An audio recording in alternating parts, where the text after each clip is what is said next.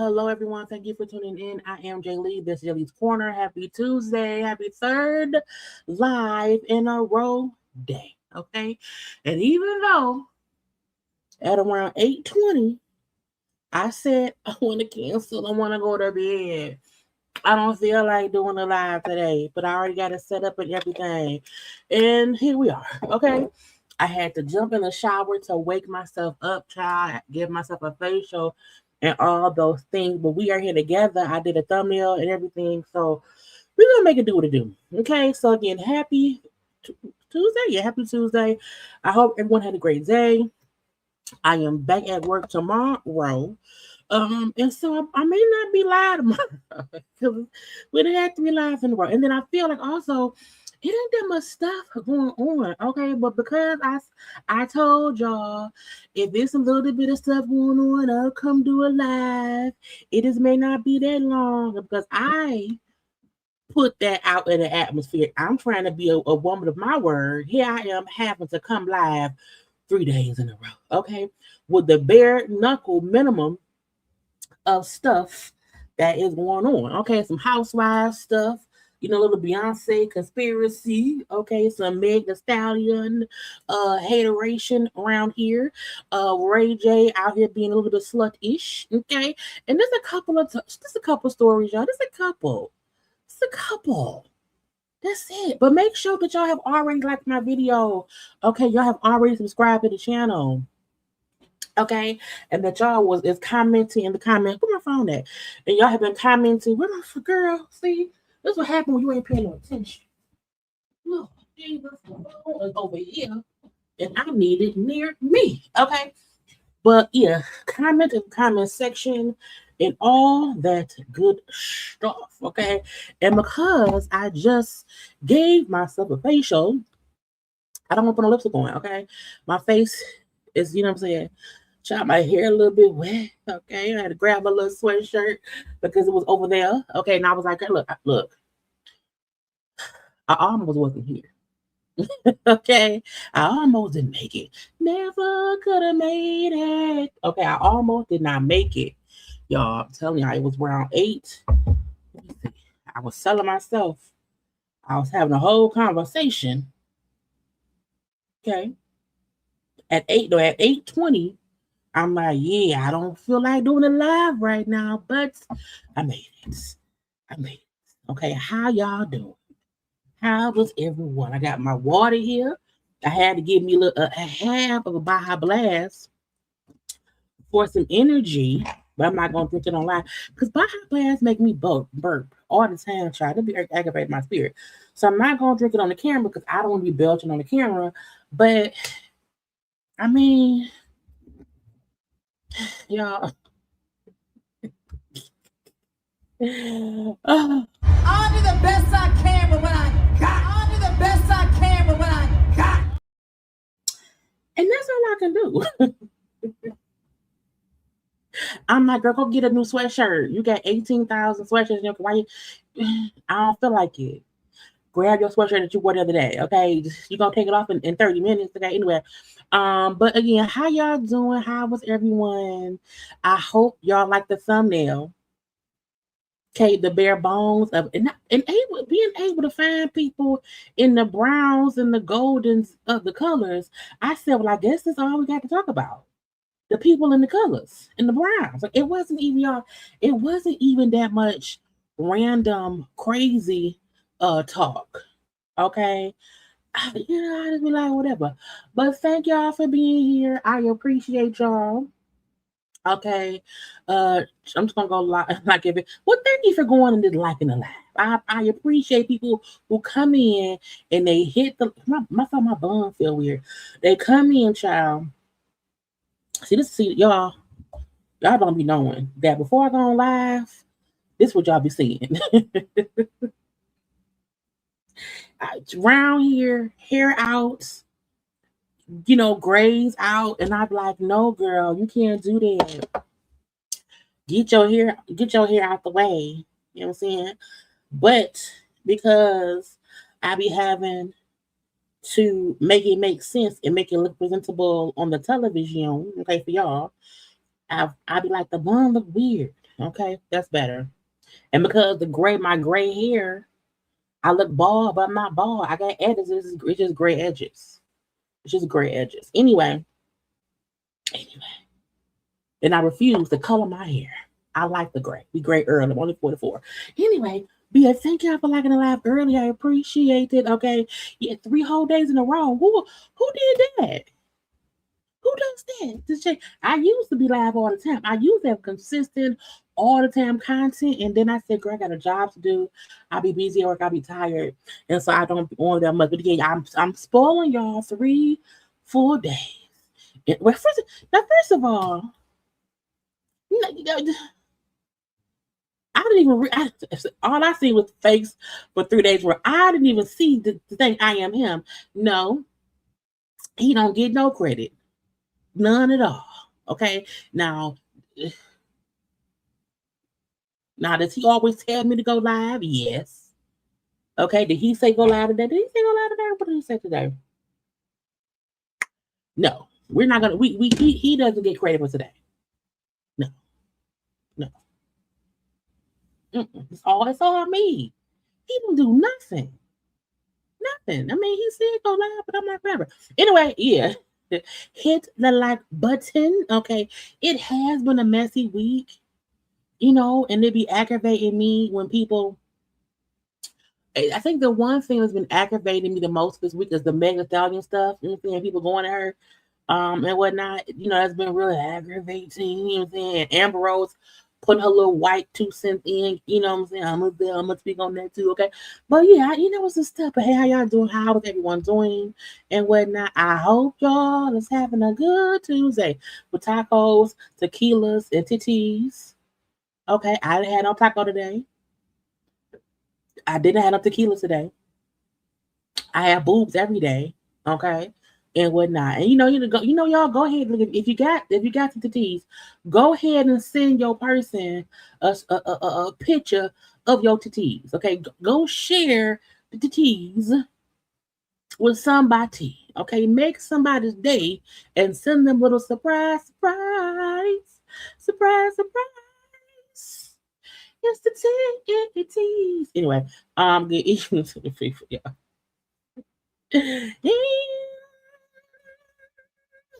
Okay.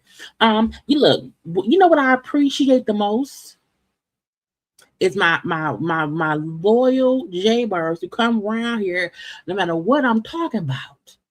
You know what I'm saying? No matter what foolishness is coming up out my mouth, they hear because they know JayLee gonna say something crazy and a good time will be had. And that's what matters. Okay. Girl up in the shark, what's the Senate? What's at the Senate? Who was like ain't Charles the king? Did Prince Charles get fired? It's basically because they ain't in it. Is it King Charles? What's the son's name? William? What happened? Did he get? Did he get? Can the king? Can the king get? Prince Charles was at the Senate. I don't know what that means. I need to ask because him be like he be Let's see what happened with your boy. Hold on. What's up with your boy? Him be swearing he know everybody.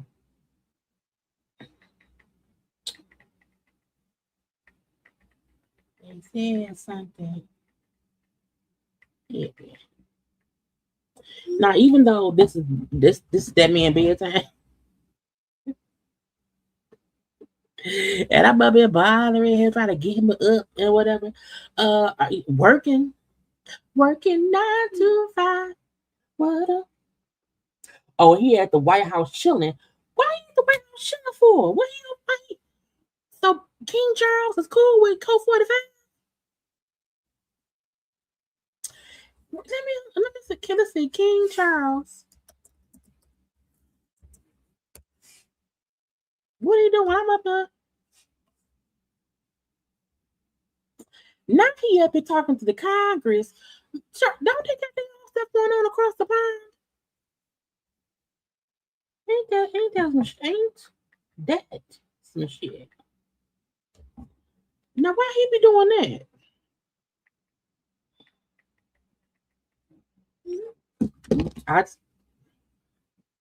That's why you get paid the big bucks. He be responding. He be knowing what's going on. I won't be long. Famous last words. It's so weird though. When I don't have my lipstick on, I feel like my face is so like it all blends in. Like, can y'all see my lips? Lips, nose, eyebrows. It's weird. Okay. But no. Okay. Good evening. Hello to all the people. Hello to the people. I be trying my best to make things entertaining. Okay. They can't. Why? First of all, it's enough. He can't. King Charles can't run his own household. Okay, the sons is beefing, the wives don't get along. Fix the monarchy over there. Don't come over here trying to give people the stuff to do. Now I ain't heard nothing he said. I ain't heard nothing that man said. Okay, but I feel like why would what he doing over here?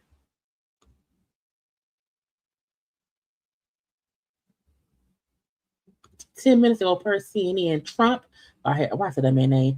Code 45 and King Charles addressed guests at the White House. They didn't. Now, they just had a court. Why they keep having dinners? Why they keep having dinners? Earlier, the monarch spoke to Congress where he pushed back on several issues that the U.S. and UK have sparred over in recent months. Again, child, I be minding my business. Okay, King Charles and Queen Camilla. And another thing, she ain't the queen. That's that man's wife. That's it. Queen Camilla. No, that's the stepmother. Up and being honored at a state dinner hosted by Code 45, old monkey ears, and the last lady Melania. She ain't the first, she the last. Okay, it's the first formal white tie event there since President George W. Bush hosted Queen Elizabeth in 2007. Damn, so 19 years ago? The U.S. president held the close ties between the two nations during the toast. King began offering sympathies over the shootings. Do they be having shootings across the pond? I ain't never heard about no shooting over there across the pond. Like, how they have they shootings? I just need to I don't know. Toast remarks. As soon as toast, the king began offering sympathies, okay, with the shooting. Before speaking about the centuries of historic wines. What they have don't the British people wasn't it like slave owners or whatever? I don't know.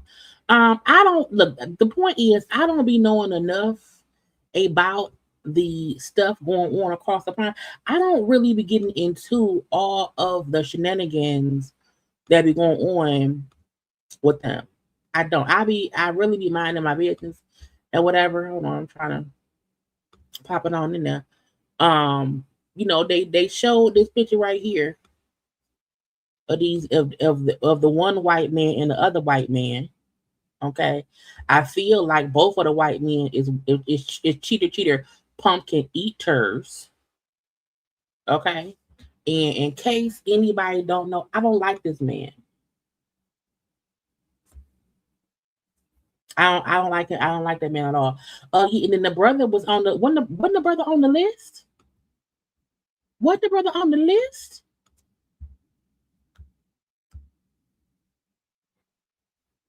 Oh, stanky ass room. Let me get off of here. Now the King Charles. Now Charles waited 1,000 years to become king. What he be doing now? Nothing. What William at? Is William and his brother cool now?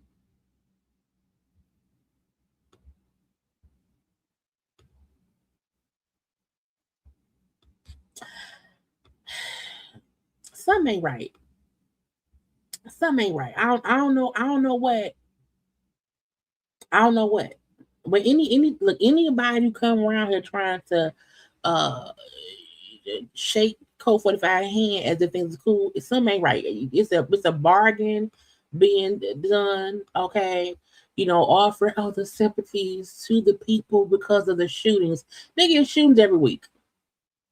Okay, if you come and go to the White House to say, "Oh, my condolences, sympathies, sorrows, prayers, and all of that," also say, "Well, white man in charge, what is you doing to prevent the bitty bitty bomb bombs? Okay, what is you doing to stop these shootings? Nothing, nothing.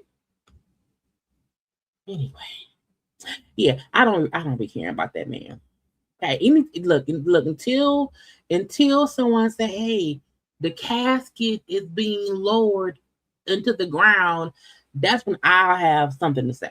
Okay, and I know that sounds really mean to say, and I'm not speaking death upon anybody. I'm not speaking death upon anybody, but I do not care about that man. I also don't care about stuff going on across the pond.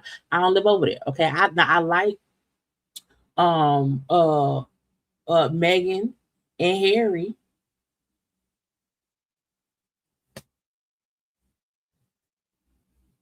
That's it. That's it. Now Prince William, he maybe once his dad kicked the bucket, maybe he'll be different. I don't know. Okay. But to me, them people across the pond ain't no better than Colt 45 and them. That's why they hanging out together. Anyway, y'all, let's get to the few things on my list of things to talk about. Okay. And I saved a couple of everything right before we got on here. Now, don't y'all be telling me, Jaylee, you should talk about more stuff. Ain't nothing else to talk about. Okay. Ain't nothing much. And I could have waited until to go live tomorrow, but then it really would have been a 3-hour show. And I don't want to do that. Okay. Let's see what foolishness I want to start with first.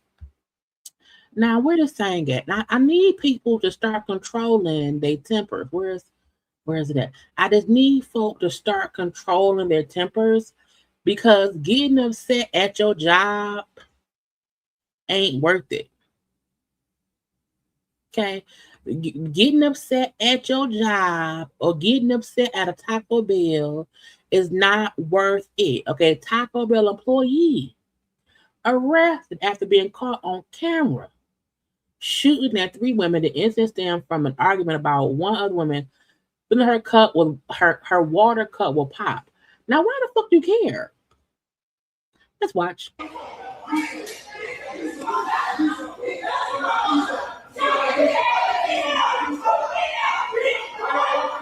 Now, when I be telling y'all, because y'all like, oh, Jaylee, it's the point. Oh, Jaylee, it's the principle. No, once I'm not standing around in no establishment and having a full-on argument fight with anybody. It ain't never worth it. Because you know what? Some folk be powering people.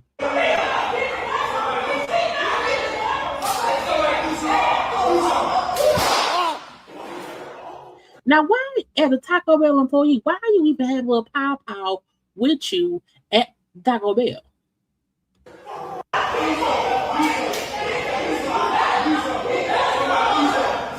Now, do you own the pop dispenser, sir? Does your pay get docked if somebody gets pop instead of water? Is someone counting the pop dispenser?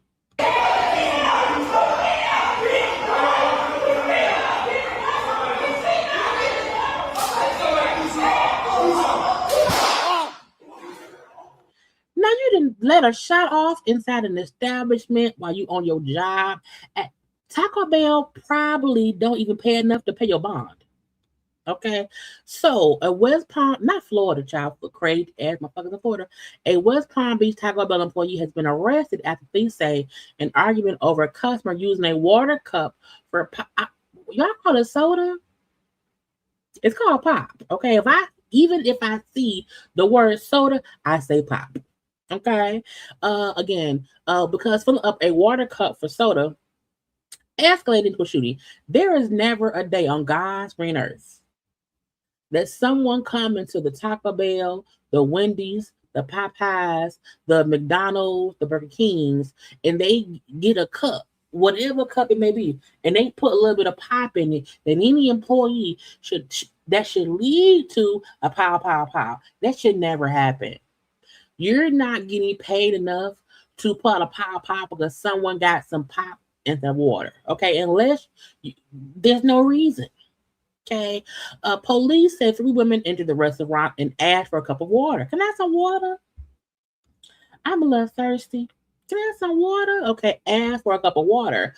One of the women allegedly filled the cup up with soda, which led to a verbal altercation with an employee identified as 20-year-old Damari Jaquan Patterson. Okay, Jaquan, Damari, you work at Taco Bell. Even if I don't care, child, I don't care. Y'all have to learn that there are certain things at work that's not worth it. Okay, Dick ain't worth prison. Neither was Pop. Okay, if Dick not worth prison, you get enjoyment from Dick. Okay, penis gives pleasures. Penis give pleasures, fingers give pleasures, mouth give pleasures, and even if I tell y'all the nigga, the dude, the penis isn't worth prison, so is Pop. It's not worth going to jail for. It just ain't. Okay, so 20-year-old Damari didn't pull out his little pow because 3 women came in and one put some pop in a water cup. Okay, video from witness Robert Steiner, who said, I'm gonna record this. I just know it's gonna pop off. I'm not, and also y'all, all to y'all shade, if I see people arguing, I'm not gonna be the recorder. Okay, I'm not sitting around and recording people fussing, arguing, fighting, because guess what happened? If someone starts shooting and I'm the witness, I can get shot. They can shoot at me because they upset. Anyway, video from witness Robert Thunder shows Patterson yelling at the women. Moments later, a firearm being racked can be heard. You heard the racket. I don't work. Look, to my knowledge, you're not supposed to have your pow on your hip if you are at work. I feel like even if you live in an open carry state or you live in a state that you can, whatever, don't most establishments say the workers can't have weapons on them? I'm like, why? Was it in his pocket? because I don't know the rules, but I always assume if someone is at the Taco Bell working, they can't have their personal firearm on them while working at the Taco Bells or the Popeyes or the Burger Kings. I don't know. Okay, but again, you heard the gun, you know what I'm saying, being racked up, and then the gunshot went off. Okay, one woman was shot and fell to the ground. Another suffered a grave wound, and the third ran out of the restaurant. Police say Patterson then followed her out the child. Taco Bell employee Patterson then followed the third woman outside and fired again, missing but striking the window in the entrance. Again, this is what happens when you can be an innocent bystander, minding your business, and the Taco Bell employee then ran out the Taco Bell, shooting at a moving target, and then bust your damn window and could have hit you, your child, your dog, or whatever. Again, he missed the person, but hit a window near the entrance. Okay, the three women transferred themselves to the hospital while Patterson called 911. He admitted to firing his weapon, claimed he believed the women were armed. Now, if you think that why they ran then, see, niggas don't be thinking you can't pull your gun out and be shooting, chasing somebody, shooting, thinking I was defending myself because I thought they had a gun, thinking they was running away. Okay, so he told police, yeah, I did shoot, but I thought they were armed. Okay, however, investigators says no weapons were found and footage did not support a self-defense claim. He was arrested and tried with 3 counts of aggravated assault with firearm. And he's fired. So you are now fired from your job. You are arrested on 3 counts. 3 counts of aggravated assault with a firearm, jail time. Okay, the 3 women is going to sue the Taco Bell, and they should sue you too, because you put out your personal weapon and shot them because they wanted some fucking pop.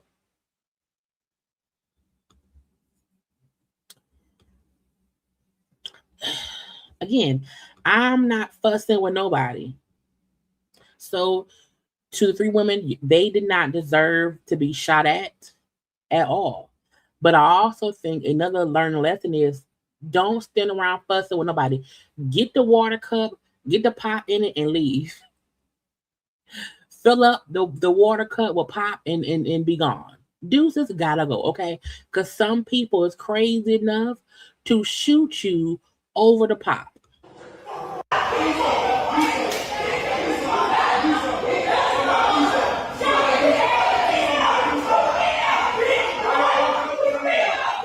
And none of them women even look armed.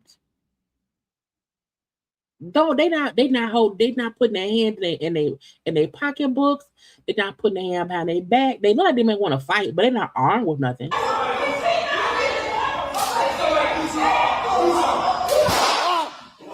now you're locked up. Got you locked. They won't let you out. Okay, they won't let you out. Oh, God. I just think people be stupid. I don't, this a little bit stupid, a little bit dumb. A little bit stupid, a little bit dumb. And it doesn't work. Now, I see, now this is not a dumb one. I just thought this was funny. Okay. So I saw this post somewhere else and I saved it.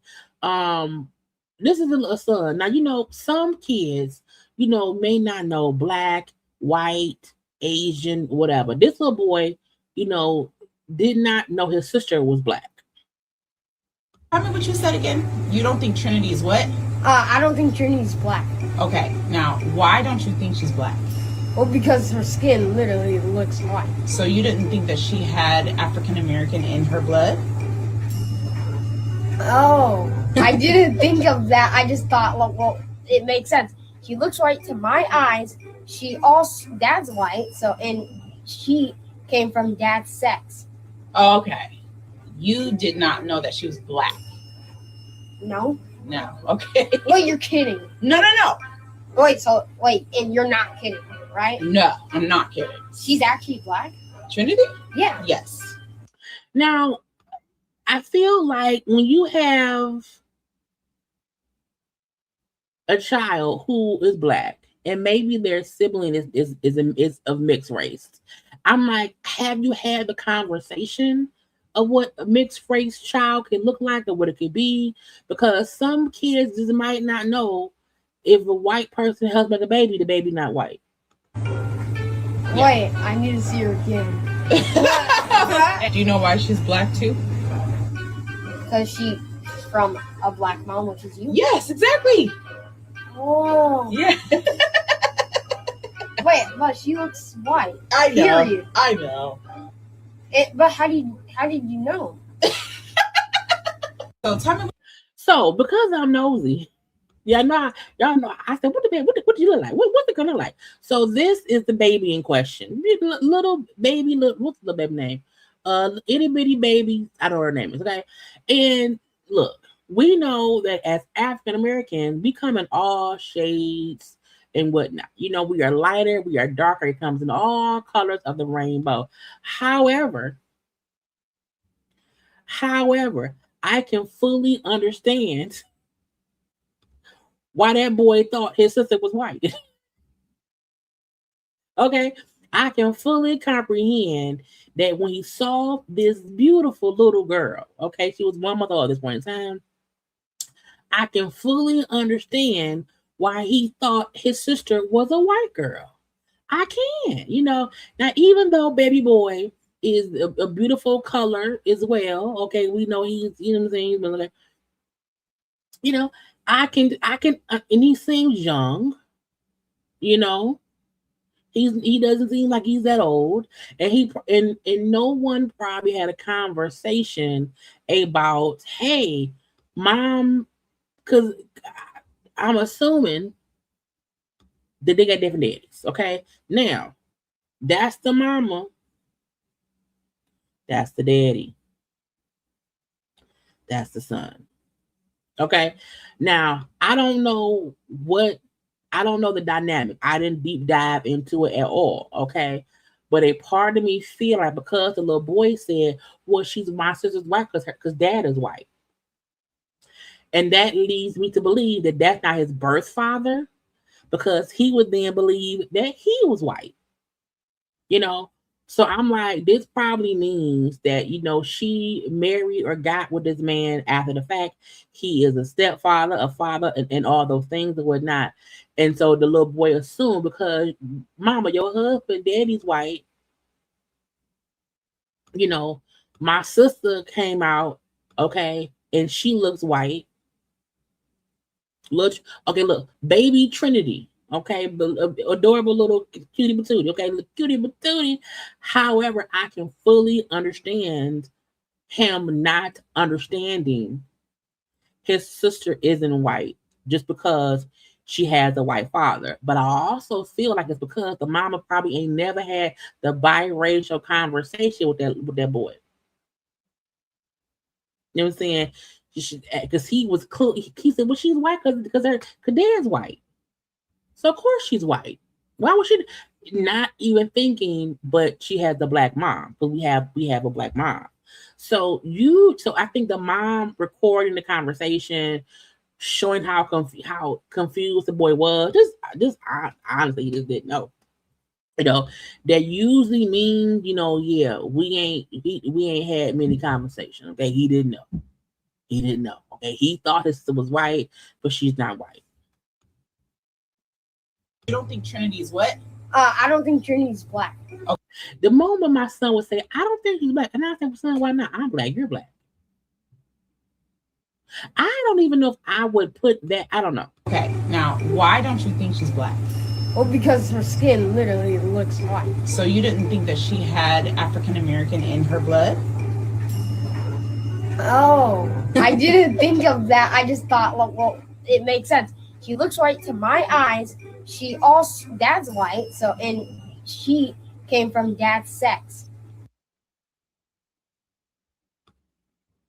So I just need people, if you have biracial children, you know, just maybe have a conversation, okay, here and there and everywhere, and let them know, hey, even if one parent happens to be white or black, however you want to do it, okay, if the child is biracial.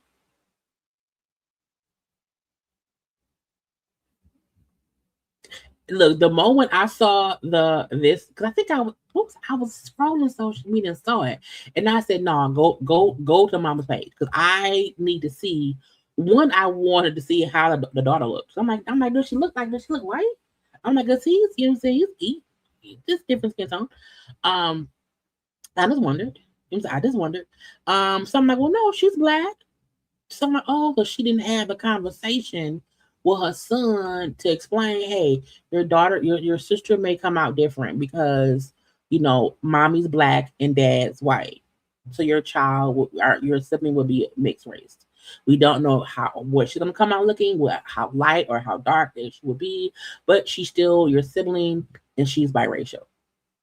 Yeah, I was his white child, my sister, if I'm black. Because I'm assuming he has a black father. You know what I'm saying? Because I'm just saying. Okay. But I was like, I just have a little conversation. I always wonder how the white parent feels about the birth of kids being called black. You know what? That's a good question. And I feel like, I think the difference is, I think some biracial children come out and they look white. And they have to tell people I'm half black or how they word it. And you have some kids who come out and they look more black. And people see them as a black person. You know what I'm saying? It really depends on how the child wants to be identified. I think biracial is a great explanation that, hey, I'm both. I'm not just black. I'm not just white. Or I'm not just whatever. I'm the two things. You can be black and white. You can be Asian and Jamaican. You can be whatever the rainbow push you as. But I still feel like a conversation should be always had with a child. Because the mama, no, she's white. Dad's white. She looks white. That's it. Okay. Hey, but I'm like, sometimes the babies sometimes do look white. And there's nothing wrong with a white looking child, but he was confused. So tell me what you said again. You don't think Trinity is what? I don't think Trinity's black. Okay. Now, why don't you think she's black? Well, because her skin literally looks white. So and she did look a little white. I did, well, she looked red. She looked red. Okay, she looked white. She looked white. She looked red. But I can see his confusion on thinking her dad is white. She looks white. She don't look like me. To him, he said that's the color. I don't know, Mama. What you want me to do? Get me off this thing. Anyway, here in Detroit, what was it? Detroit? Is it in Detroit? I think it is. Yeah, they don't grab it. Okay, 6 Detroit kids at the elementary school. Okay, up and hospitalized because why? They got some marijuana infused edibles. Now, that means somebody kid and took their mama's stash and got these kids high. Okay. During the school day at Edison Elementary School near Grand River in Southfield, sources say 2 of the students showed serious symptoms because why? They They consumed marijuana infused edibles. I'm like, how many did they eat? First of all, edibles taste like candy. The packaging looks like candy. And if you don't advise your children, hey, don't touch mommy or daddy's candy, it's not candy, it's drugs. Okay, mommy or daddy likes to take grown adult thing it can make you sick. Okay, but sources say 2 of the kids showed serious symptoms. In one case, Narcan was given by one of the staff members at the school. It was unclear why Narcan was used, but it's possible the exact substance was not known at the time. 6 students who were all ages 11 through 12 were transported to nearby hospitals. They're trying to figure out, hey, what happened? How did they get it? It came from somebody's house. It's really that simple, but that's also a reason as to why when parents try to hide their edibles from their kids, no, tell them what it is. Because the kids like to sneak regular candy. So if kids like to sneak regular candy, can you imagine if kids think, oh, mommy got some little jelly beans? Okay, mommy got some jelly beans that she don't like to share. I'ma steal mommy jelly beans that she won't know. I'm going to then take said jelly beans to school, share them with my friends. And we all done pop 4, 5 jelly beans, and now we could damn it die. So parents who do drugs, please tell your children what happens when they pop your candies. Okay. Again, I've only had it once, and it looked like little itty bitty gummies. Again, like little jellies. So if I was an 11-year-old, I would think mommy up here is hogging all the good candy. Now it don't taste that good, so I got to eat a few of them. So what do you want me to do? Me and all the kids is high in school. So again, thank God they're okay though. Okay, but again, I blame the parents. And if my kid took candy from your kid and my kid damn it died or got sick from the edibles, I'm pissed at you, because why did you not tell your children, hey, it's not candy, it's drugs. Okay, and you can't take more than one. I had that one time, child. I sank into my bed. I was like, what's going on? I felt it coming into my system. I can feel it, Jesus. A man on a United Airlines flight was leaked on the whole flight. The condensation from the air was leaking down on him. Now, I can't imagine. Yep, that's me. You're probably wondering how I ended up in this situation. I can't stand in my own house. Okay, in my own house, and I know everything in my house is clean. But even if I like waste some water, okay, even if I drop a piece of ice and the ice melts and I forget to grab the ice, and then I go and I touch the water, I'm freaked out by water that's been sitting. I can't imagine being on a plane or a bus or wherever, a train, whatever, and liquids is leaking down on me. First of all, I'm freaking out, because how do I not know it's not something that's gonna kill me? And why is it leaking down on me? Okay, so the man said his whole flight he was soaked from head to toe. He was embarrassed and everything, because I'm soaked and all that. He said I wasn't moved. I was given a few paper towels, and yes, my whole flight I was soaked like this several times, meaning the overhead thing kept leaking down water on him. Okay, he says it was condensation leaking from the overhead thing. Okay, he said I was recorded, everybody saw it. Why would y'all not move that man's seat? I'm going to just move the seat. I'm gonna move where I'm sitting, because you can't, the plane can't piss on me the whole flight. Okay. Also, I want compensation.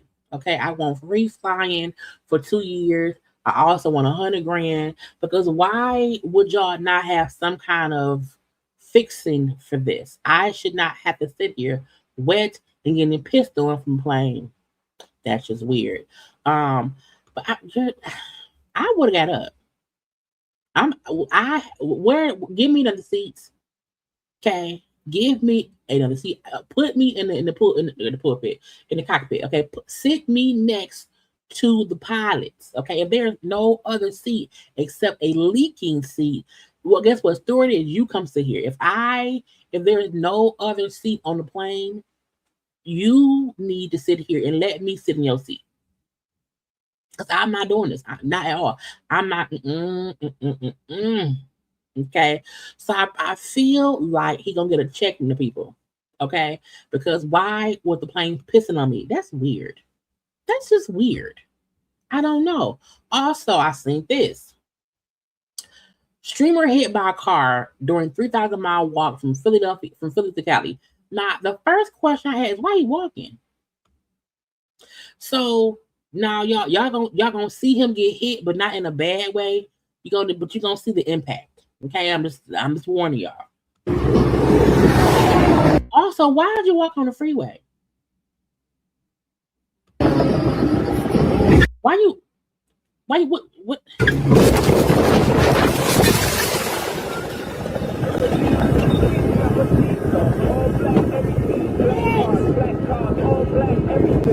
Now, I believe as he was walking from Philly to Cali, he had a car behind him that was kind of protecting him, and somebody hit that car, and then that car hit him. He's alive. He's okay. He wasn't hurt too badly.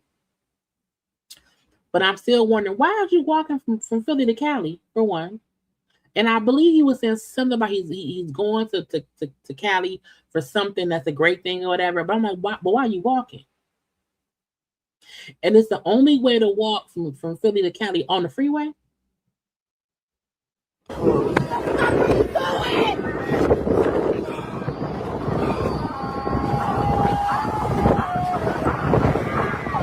He done lost a shoe. Ain't no sound like in the songs. Lost a shoe. The car all knocked over, y'all. Knocked all the stuff around and whatnot. But again, he's okay. As you see. Now, first of all, if I'm walking on the freeway and someone hit me, I'm not getting up and walking after, because I need a lawsuit. Okay, you were dumb to get up and walk. No, go sit down somewhere. Did you hit the back of her? Okay. Okay. Good. I mean, you have me. Good thing I had a back brace on. Yes. That's it. Lawsuit canceled because I'm good out of back. No, I am hurt, officer. Okay, my neck hurt, my back hurt. I need Jesus. Okay, call 911. Call the people. Call this. I need the stretcher. I am. Oh God. Let's check my yeah, we'll have ambulance come check you out. Not you bending over. No, your back is broke, sir. Don't bend over. Did you land on the pavement or did you land in the grass? Pavement. Pavement? Okay. I'll tell you what, you won't have to see my car real quick. Just sit down. That way you sit down. I'm good. I don't want my muscles to tense up. Okay. All right. I wouldn't be walking no more. I would not be walking anymore. So again, thank God he is okay and whatnot. But I need people. Look, you can't be walking from Cali to Cali from Philly in the streets. Same way I was already gone.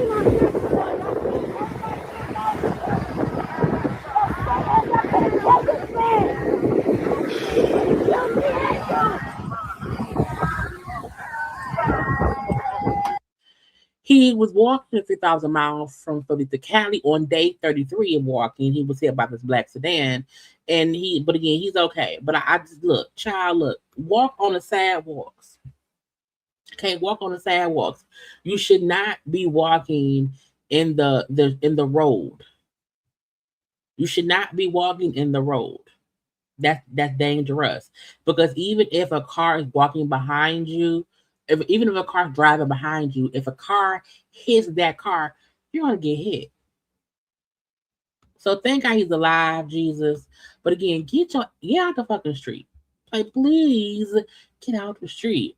I think the last little one I have of random news, I saw this post, and this is about business. Hold on, wait.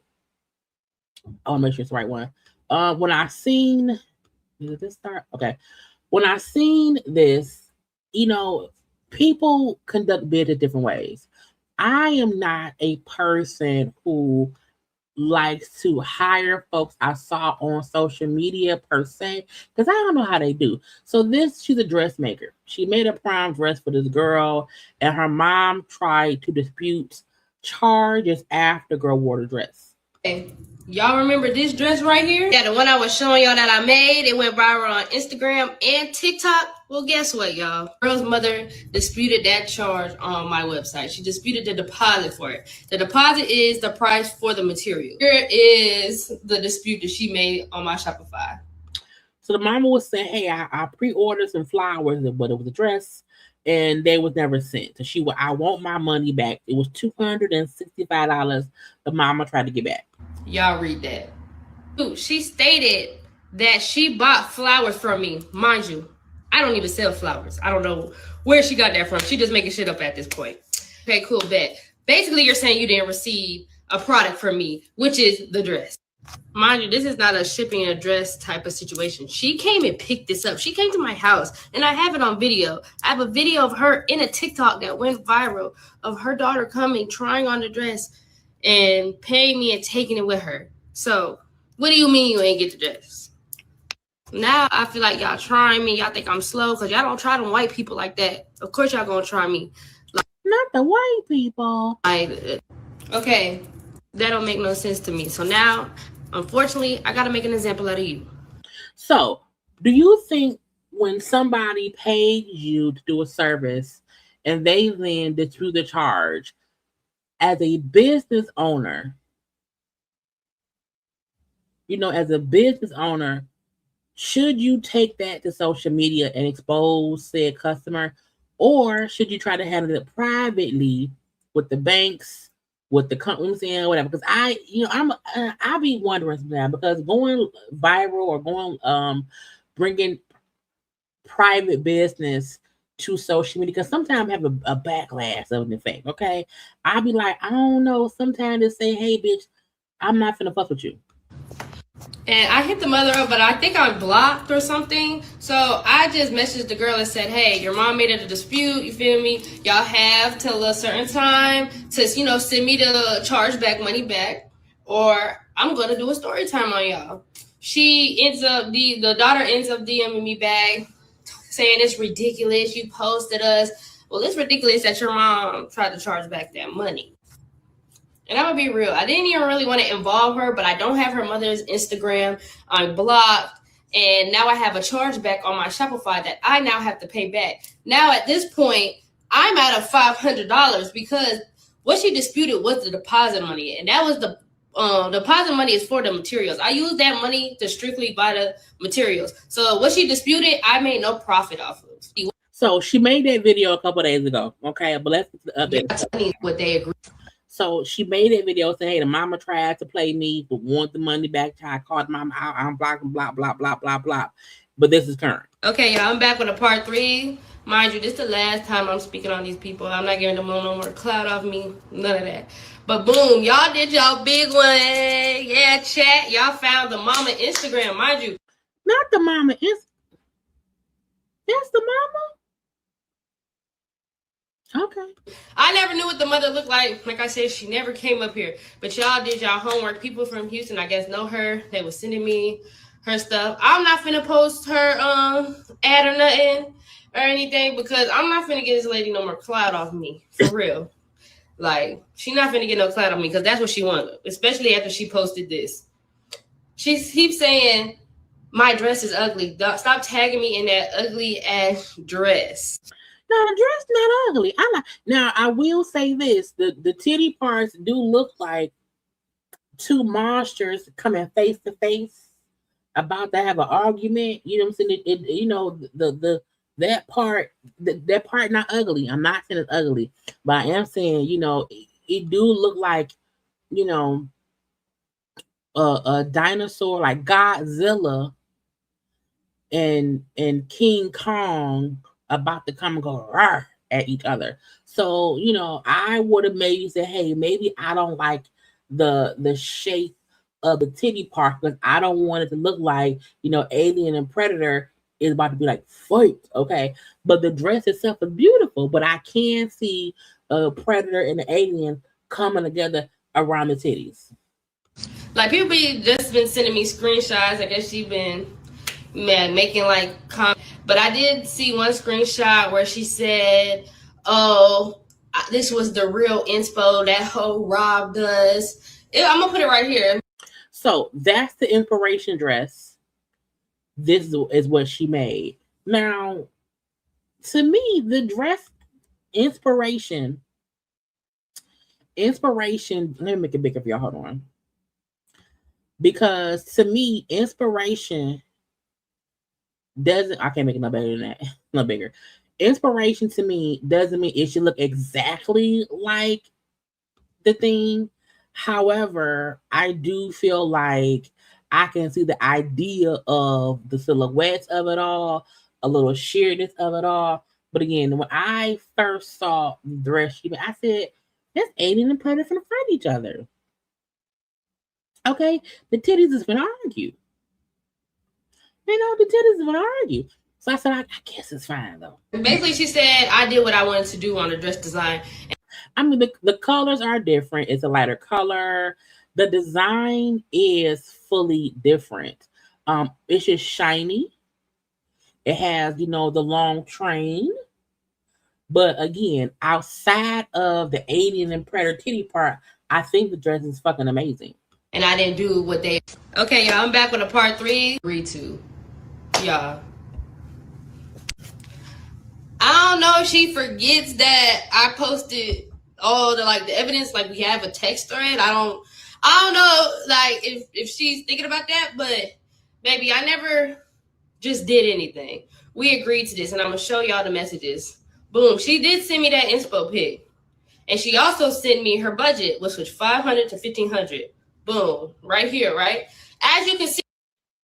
Okay, so I think this option would be the best option. This would be $1,000. The cheapest I can go for a corset dress is $1,500. But I'll have to be less. Is it condensed? I can't see because it's so small, but I'll have to be less something. This fabric shows will probably cost $500. What size does she wear? I do have some blue fabric on hand. Do y'all think the dress is worth $1,500?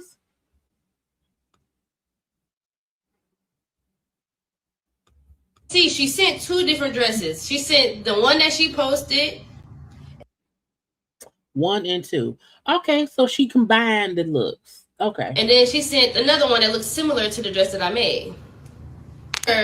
For the time frame, it would be easier for me to do the lower dress that looked like the dress that she ended up buying.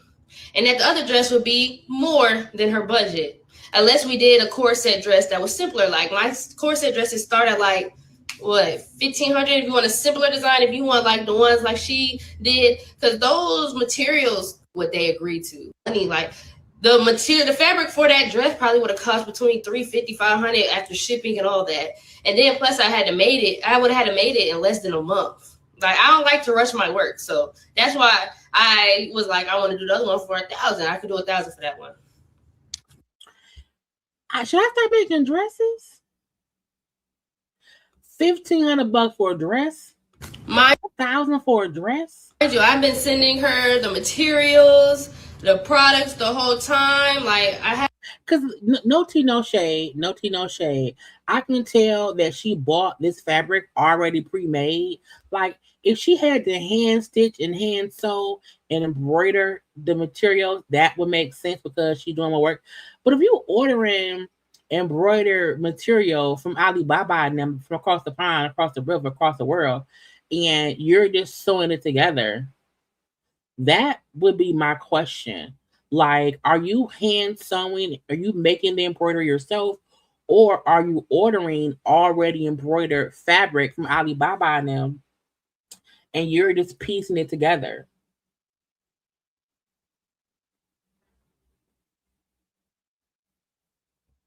Because I can order the material from Alibaba and them, and then send it. Because if you're gonna pay $300 to $500 for the material, and if you just tell me, hey, what do you need, and I order it myself, and if I get it for $80, because Alibaba and them is cheap.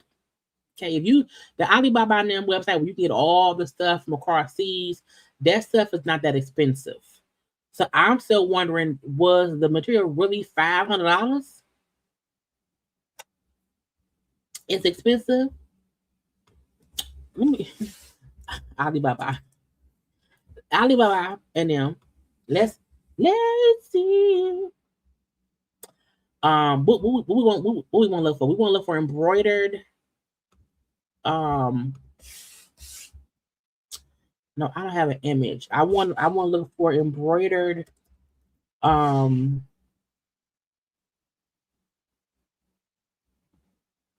Embroidered patch. Let me see if I can find that. I just wonder how much stuff costs. No, embroidered material. Let's see. Let's settle down. Wow, I don't know why the song's in my head right now.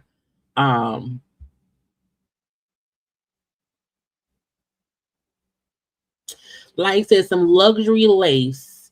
It's 5 cents. Bitch, 5 cents. embroidered lace material. I'm just nosy. I just wondered.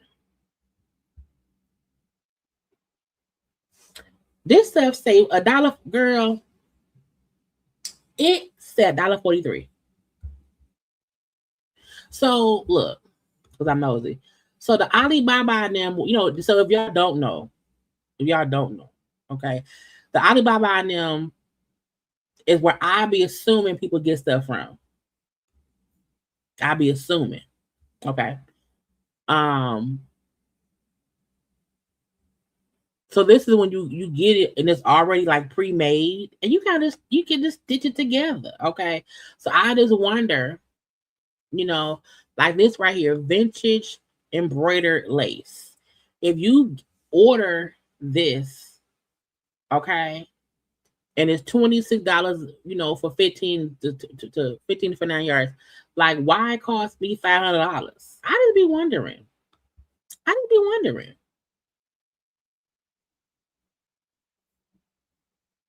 The tariffs, stuff is expensive. Anything with a lot of beading takes a lot of handwork to get the placement right. It's very time consuming. Now I'm just Googling because I'm nosy. But again, I just wonder. Because to me, the dress the girl made, it looks gorgeous. First of all, it looks absolutely gorgeous. The mama was like, but I don't like it. Have all this proof, like she been sending me deposits. If you never liked the dress, you didn't like the dress, why did you pay for it in full if I just did anything? See, I don't like when people lie on me, because that's where it gets, she ain't doing nothing but helping me build my case. Like, I don't do people like that. I don't understand why I would take my time and do a design. But yeah, like I said, I'm over this, and I ain't giving them no clout of me directly. So yeah. So is it worth hiring somebody to make a dress for you and disputing the charge? For one, the only reason I would say, hey, I'm not paying for that is if I don't like it, and I don't like it, and what I pay for is not what I got. But if y'all were talking the whole time, sending, pieces of evidence of how it was made and all of that, I feel like the mama trying to get back her deposit is weird. Now, unless I wore the dress and the dress broke down in one day, I'm just wondering, like, what part of we don't like the dress is valid? Because it looked like the dress, the girl took pictures in the dress. She styled herself in the dress. Hair done, hand on hip. So like none of it feels like it was a reason for the chargeback, and if the dress was ugly, why does she wear it? The dress looks, again, aside from the alien predator titties, I love the dress. I do wonder what part of it the mama didn't like.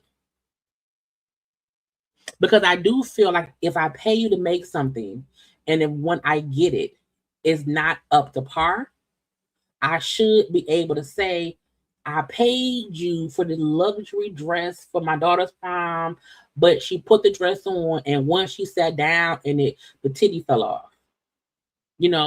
I'm disputing because once she sat down, the beading fell off. Once she tried to do her little shimmy, shimmy, shake, okay, the sheer part broke. You know what I'm saying? I feel like there should always be some kind of reason that someone say, hey, I'm disputing it because I paid for this. However, look at how wearing it one time, she can't ever wear it again. If I pay $1,000 for a dress and it does not last to the end of the night, I would dispute the charges. I wouldn't say that it's ugly, but I would say, hey, the material wasn't that great. The beading was falling off. It was it was catching on her stockings, okay? It got caught on her weave. I don't know.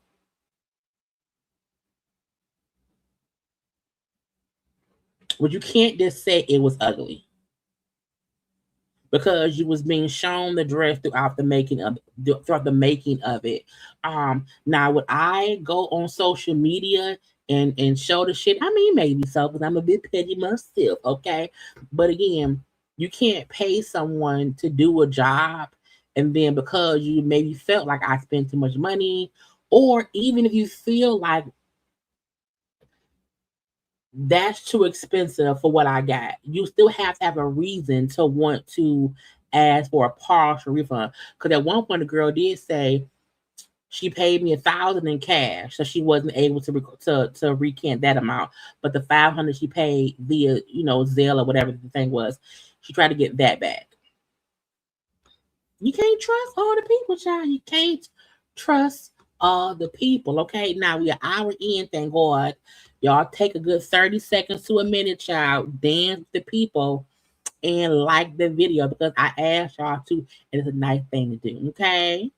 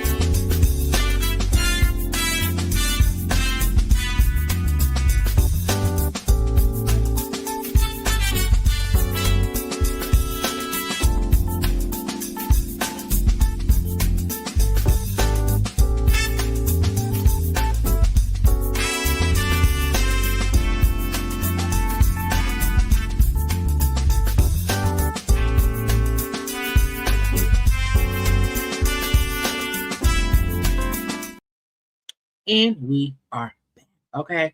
Look at making a show out of nothing. Let's see, but real talk, some of the prom dress is expensive. You know what? Because I was in high school 20 years ago. Okay. Well, 20 right. Well, now it's been 26 years ago. Prom dresses weren't expensive in my day, but they were a big deal. And even when parents were getting dresses handmade for their kids, it may have been expensive back then. Like a dress back then may have been $500 over being $1,500 back in the day. But child, you can afford to get it, but don't be trying to spend money you ain't got. Okay.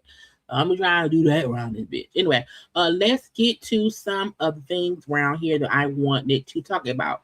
Pooh Shiesty, who was in jail because he allegedly was accused of kidnapping and robbing Gucci Mane and them. His lawyer quit. Because Pooh Shiesty is still, I believe he's still locked up. His lawyer quit the case. Let's talk Pooh Shiesty. Quick update on Pooh Shiesty's case. I am just leaving Tennessee, actually, on a different federal case. I will be withdrawing off the case. No implications of me withdrawing off the case. I still think it's a great case. I think there's a lot of holes in it. I think the government has a lot of explaining to do on the case. But I will be substituting in will be Dan Codgel, who's a fantastic lawyer, and Kent Schaefer, who's also a fantastic lawyer, both from Dallas.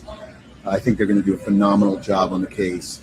I think it's one of those cases where once you start really screwing down on the information, the facts, I think that a lot's going to be coming out that will be beneficial to the defense. I think they're going to do a great job, and I look forward to seeing how the case winds up. I feel like if your lawyer is at an airport in his hoodie on Instagram announcing on the Instagram Live that he is not your lawyer anymore. That's weird. I'm like, what, sir? Why couldn't you go to your office and or just put out a statement like on a piece of paper? Like, why are you in the airport, okay, in a gray hoodie, talking to your phone? I'm just wondering, like, is it not enough money for the case? Because if he's saying, like, I think it's a good case or whatever, I think the prosecution still have holes in their story and whatnot or whatever. I'm like, well, why did you choose to quit the case? Okay, and then other folks is on the case. Okay, and again, he said that he believes the case remains strong for Porsha. There are a lot of holes in the government argument. He also praised the legal team set to replace him in case the new attorneys out of Dallas will not take over and should do a phenomenal job moving forward. But I'm like, why did you leave? Was it the money? Were you not getting paid? What's going on? Did someone say we're gonna beat you up? What happened? I don't know. But Porsha is still locked up for the alleged robbery and kidnapping of Gucci Mane. Girl, but no attorney should be out on social media doing press releases in an airport with a hoodie on. I'm just saying. Okay. Big Meech. They call me Big Meech. Ooh. All right. Okay. He allegedly, okay, has been hit with a DNA is you the daddy suit. Okay. You know what? When grown Big Meech been in prison for years. So that means any kid that's his probably an old grown as adult. But again, one woman is convinced Big Meech is a daddy and is taking her claim to court. Baylor Richard Flannery. How did you get that man's name? Baylor Richard Flannery had reportedly filed a permanent case seeking to determine whether the Big Meech man is her daddy. Okay, I want to know. She's a resident of Florida. Now he did used to be in Miami back in the day. So there's a strong reason to believe Meech, who's his real name, but Demetrius Flannery, is her father. Okay, she alleged that the unanswered questions around her parenting have caused significant emotional distress because I don't know who my daddy is. And I always wonder in these cases, if your daddy is possibly Billy Bob, who is a manager at the Fluff and Fold laundromat, and if Billy Bob from the Fluff and Fold laundromat is saying, "I ain't your daddy, I don't care," it is still this emotional stuff going on, or is this emotional distress because her daddy was a big time drug dealer with all the money and stuff? Like, what part of it was the emotional distress? Because the nigga been in prison your whole life. He wasn't even around. Okay. She claimed that she spent years trying to contact members of his family in hopes of getting answers. I tried for years to reach out to others in the family. Some believed me, while others did not seem to care. She emphasized the lawsuit was not financially motivated, but he had denied the claim, though both parties have agreed to move forward getting a DNA test. Why people go to the court for because that it sounds like she's an adult. Let me Google her name. It sounds like she's an adult. Again, Meech did like 30 years in prison. I just feel like she's a grown so she would have to be an adult. Because even Lil Meech, how old is Lil Meech? Ain't no picture of her. I just wonder if she looked like that man.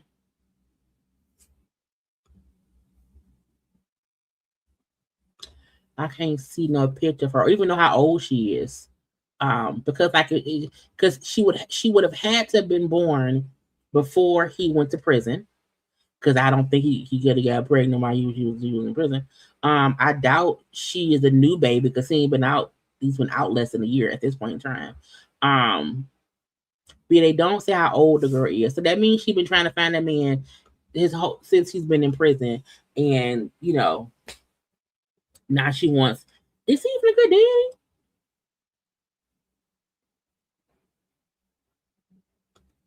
You know what I'm saying? Like, is he a good father?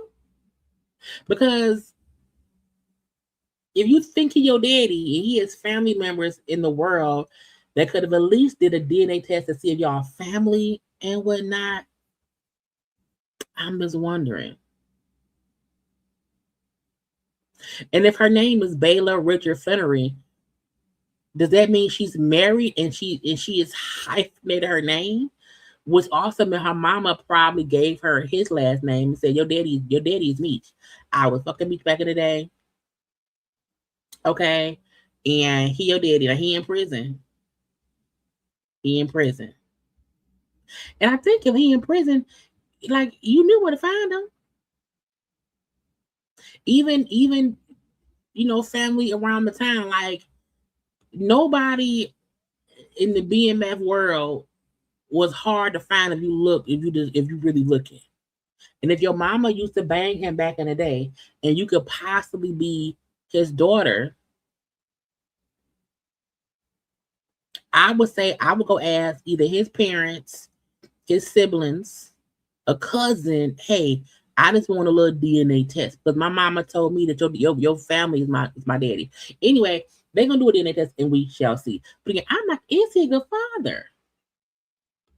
Cause love me on some bullshit. Trick Daddy Dollars. Okay, Trick Daddy No Dollars was around here saying, hey, guess what? I eat booty, but I can only eat booty if it's a slim, natural bodied woman. I think it's disturbing how much Trick Daddy like discussing eating booty. Now, I just don't understand why he consistently likes to speak about eating booty. And the fact that the narrative talk is so petty to put a close up of that man's face. Okay. It's like, why is y'all doing that? Because his face looked like he asked. Again, Trick Daddy No Dollars was doing an interview. And he gave fans a little insight into his sex life. But why?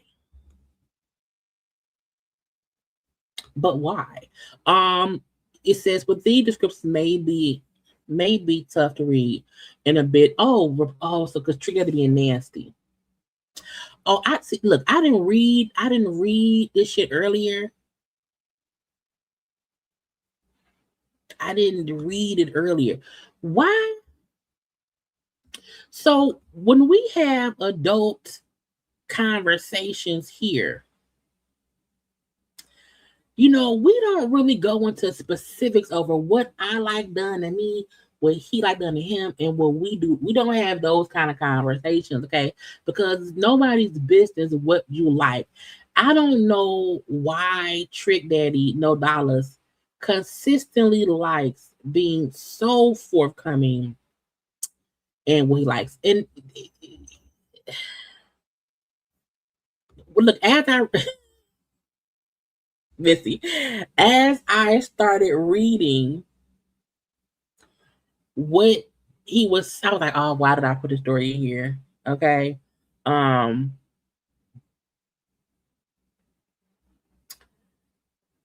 He said I'm a cherry pick. Trick says he prefers to have sex with slim, natural body women, and that he won't eat an ass if it's the BBL. Now, first of all, I think that's smart. You have to be careful because some of them BBL asses be leaking.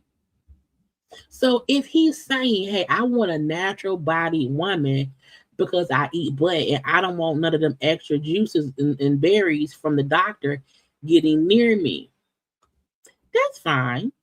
That's fine. Okay. He says every ass ain't edible. That's true. Every ass ain't edible. Every dick ain't suckable. Okay. Okay. I'm not eating no big BBL ass. I ain't never even ate a double whopper. Not a double whopper.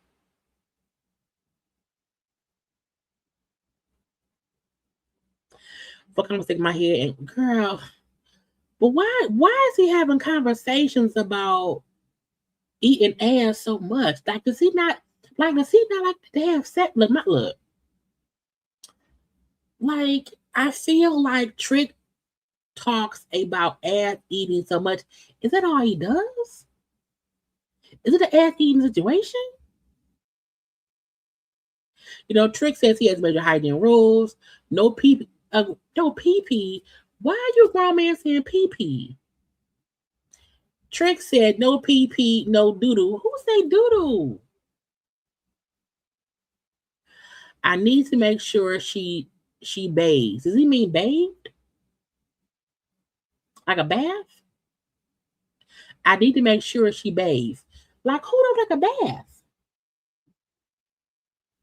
That's weird. Like, so would you with women who didn't take a bath? Because I said when I said bathes, I said, does she want to be? Does she have to be high? I think he mean like take baths. I feel like everybody before you do it, you're supposed to clean. You're supposed to take a bath or at least a shower. You should be fully clean. Okay, just saying. So I'm like, what makes him say I have to make sure she's bathed? Why wouldn't she be? Okay. Trick says for a long time he didn't hit women from the back. He says most women don't know that when they're not freshly showered, the smell from all that motion will go straight to a nigga's nose.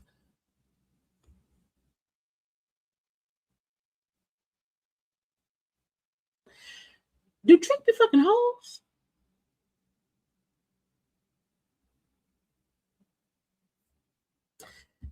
People don't be. I don't, it's just, oh God. Now again, I think everyone is aware that if you have sex with anybody who's not clean, it's gonna stink. Even if a man ain't clean, if his balls is dirty and sweaty, whatever, if you go down there, you gonna, you know what I'm saying? Like nobody want no smelly dick around me. I don't want that. That's weird. So as much as he's saying how much the women have to be clean, are you clean, Trick? Is your ass clean? Is your dick and balls springly fresh? Did you just get out the shower? Are you zestfully clean? So it's, as much as he's speaking about, oh, women need to be clean and bathed, and I don't want no BBL ass. Well, how clean are you, Trick? Okay, have you cleaned your crevices, Trick? Okay. Is your body clean as it's supposed to be? If I lift up the dick so in between the penis and the balls, is that area clean? Okay, is the middle part clean, Trick? I don't know. When you lift up your belly, okay, is that clean? I want to know. Because if you say a BBL ain't what you want, we also don't want no smelly penis, balls, or underbelly. Is your belly button clean, Trick? Do you clean your belly button?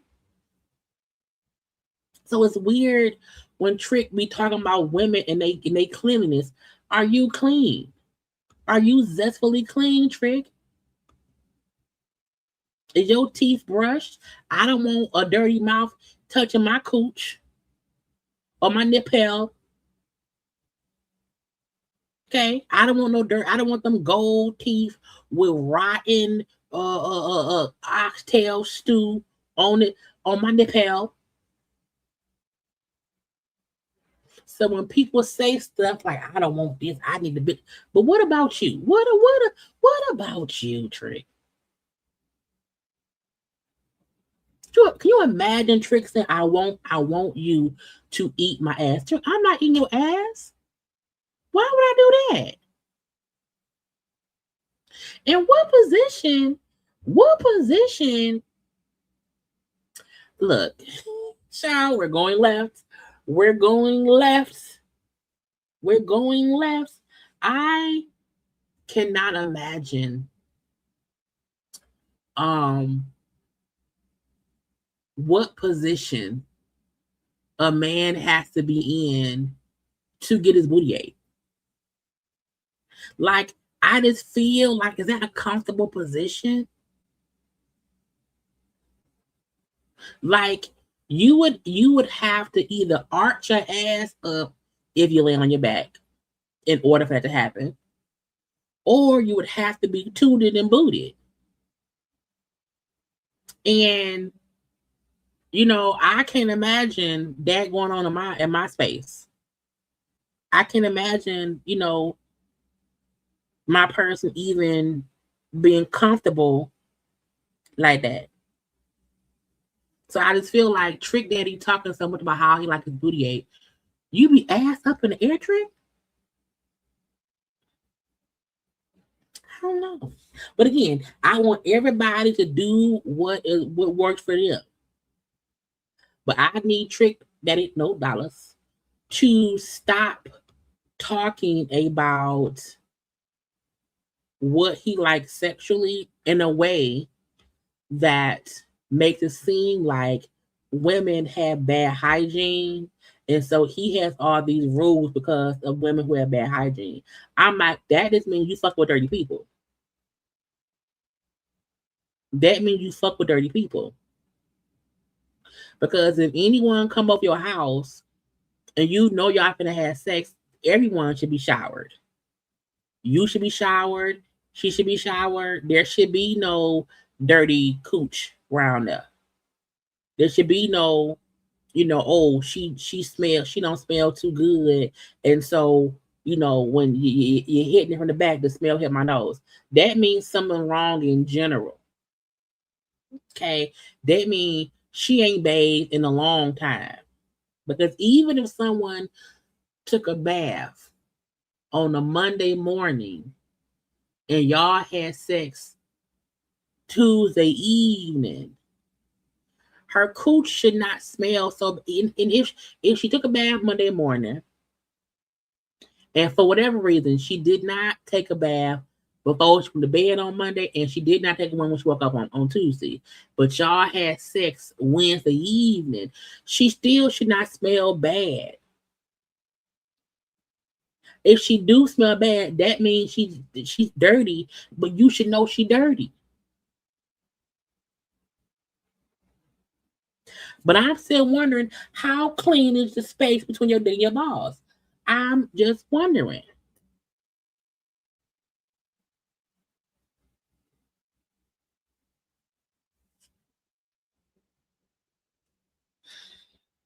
Because nigga, what?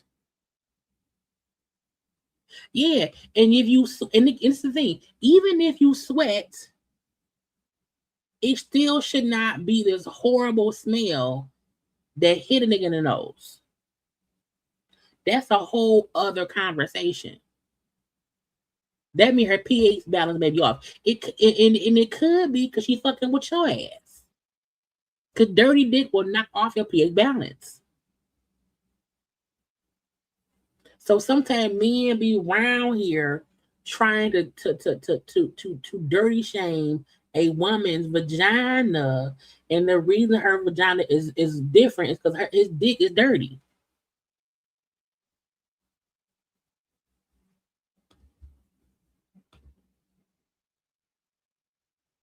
Little bad. I'm like, I need to make sure she. But do you bathe? Because if you notice, he ain't said not one thing about his bathing habits. And I hope they're using condoms. Anyway, I'm like, no, what? And who you have these talks with? And for what? I need to make sure she bathes, but I want her to eat my ass. Don't nobody want to eat your ass, Trick. They don't. Because he look like he don't clean himself right. Let me move on. Let me move on. Because I'll keep going off. But I just need people to know that you have to clean your body yourself, okay? Because if not, you the dirty person. But Trick, please stop talking as if only women are dirty. And you have all these rules for their cooch. What's the rule for your dick and your balls? Did you scrub it hard? Do you wash in between the crack of your ass? Or just the cheeks? Okay, how clean is your ass, Trick? Anyway, y'all know, look, Miss Juicy was arrested. I said, no, not Miss Juicy. Girl, what is you doing around here? Okay, Miss Juicy, baby. Little Miss Juicy was arrested and charged for driving with a suspended license and no insurance. She was cuffed with her wrist to the front due to her size. That's nobody. I'll say that. She's a little person. She's a little person.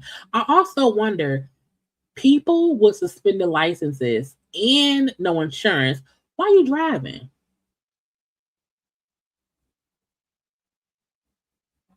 My license was suspended one time. I had to be in my early 20s because I didn't pay a ticket. And my license was suspended for it. It was made, it was a short, I wouldn't have a fucking ticket, okay? But I feel like, now have I ever drove with no insurance? I mean, technically, I didn't have legal insurance. So that's all stuff that happened when I was a young whippersnapper. Because here in the Michigan, in Detroit, back in the day, again, back in 2004, 2005, 2002, whatever, 2009, okay, there was a lady who had a legal insurance agency. Because back then, Michigan just got a thing to where our insurance is cheaper. We used to have unlimited. We used to have unlimited medical whatever, and it made our insurance extremely expensive. And I'm like, bitch, I ain't got $1,000 to be paying for a fucking car insurance. So I'm like, look, if you go to Grace Insurance, I forgot what's it called, Insurance by Grace.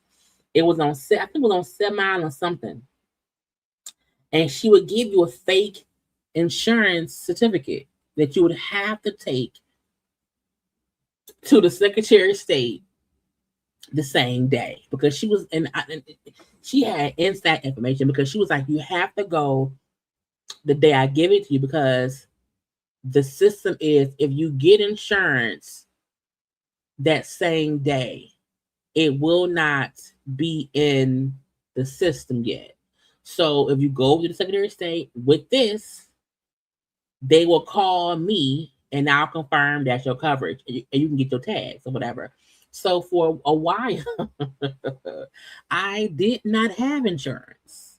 I had my registration, I had my license, but I did not have car insurance. And at that point, I think I had an old car, I didn't even care. So, and a lot of people went to her to get this fake insurance. Okay, because at that point in time, car insurance, because car insurance in Michigan, you could be paying $400 a month for insurance for your car, even for no fault. And so a lot of people were like, you know what, we're just not gonna do it. But to get your tag, you have to have some kind of insurance. So she had I think I paid maybe $50 for it, and everyone was going to Insurance by Grace. When I say everybody, bitch, everybody was going to get her, but she was making money hand over fist. And once she got arrested, it was on the news. We all knew. Yeah, she was a whole scheme, and she had a whole office. It was her son, who would do it. You would go in, pay the little $50. They would give you the little thing. You would go to the Secretary of State. You had to go within 2 or 3 days, and whatever. And so it was okay. So yeah, so my thing is, I don't get I don't get adults, full grown adults, because Miss Juicy is probably older than me. I'm 44. So why you don't have no insurance and you don't have a license? Okay. Per TMZ, Shirlene King Pearson was charged of driving without a suspended license. Maybe driving with a suspended license, no insurance. She was taken April 18th. So that was a couple weeks, 2 weeks ago. Okay. Said you see the did post bill, but the amount wasn't made clear. Additional note from the sheriff office mentioned that instead of being cuffed behind her back, she had to be cuffed in the front. Now, why y'all say that? We know she little. But again, I need people, hey, Don't be around here with no insurance. You don't want to go to jail for that reason. Just, at least have a license. You cannot do both. Oh wait, the thing is now, because again, that stuff, again, that was like 2000, maybe 2008. That's almost 20 years ago.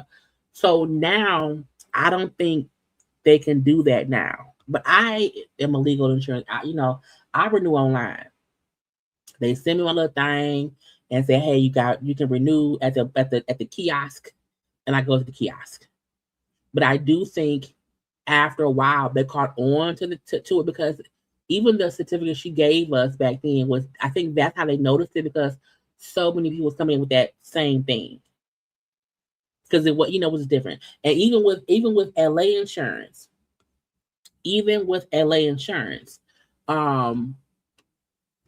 would have, you can pay them maybe $150 to get like a 7-day policy, meaning we know you not gonna keep the insurance. Okay. However, we can get you a 7-day insurance policy so that you can get your tags. But at least that's all that it is. And child, what I used to do after they arrested Grace, and I couldn't go to her no more. I couldn't go to Grace no more. I would go to, and I'm not gonna say which insurance company, but again, this is 20 years ago. Okay. I would get regular insurance through a reputable and Progressive, Allstate, Geico, whatever. I would go to I'm not gonna say which one. I would get the insurance, pay the little fee, and I think the fee was maybe $3-4 or whatever. I would go get my insurance at the Secretary of State, and before the month is out, I would just cancel my insurance, get my little refund, bitch, and then be good. And every 6 months, I would do the same thing. And again, I don't do that anymore. But I'm like, bitch, I don't want to get no insurance. It's just too expensive. I don't want to, because it was way more expensive then. I was younger then. I wasn't making that much money. And now my girl here, it's $800 for a 6-month policy. Okay, here. Fine. Okay. So it's different now. Okay. But yeah, don't try to be getting arrested with insurance. It's not safe. It's not safe at all. Remember Stormy? We talked about her a couple weeks ago. She was the person who was being accused of that multi-level marketing, telling folks, if you come pay me $1,000 or pay me whatever amount of money, I can help you be rich, okay? And she's been looked into by the feds or whatever, cracking down on the illegal practices of her, basically scamming folks into thinking that they were going to make money they were not. Well, they have also told her, hey, you can't even lie to folk no more. Okay. They have put a strict, I'm about to sneeze.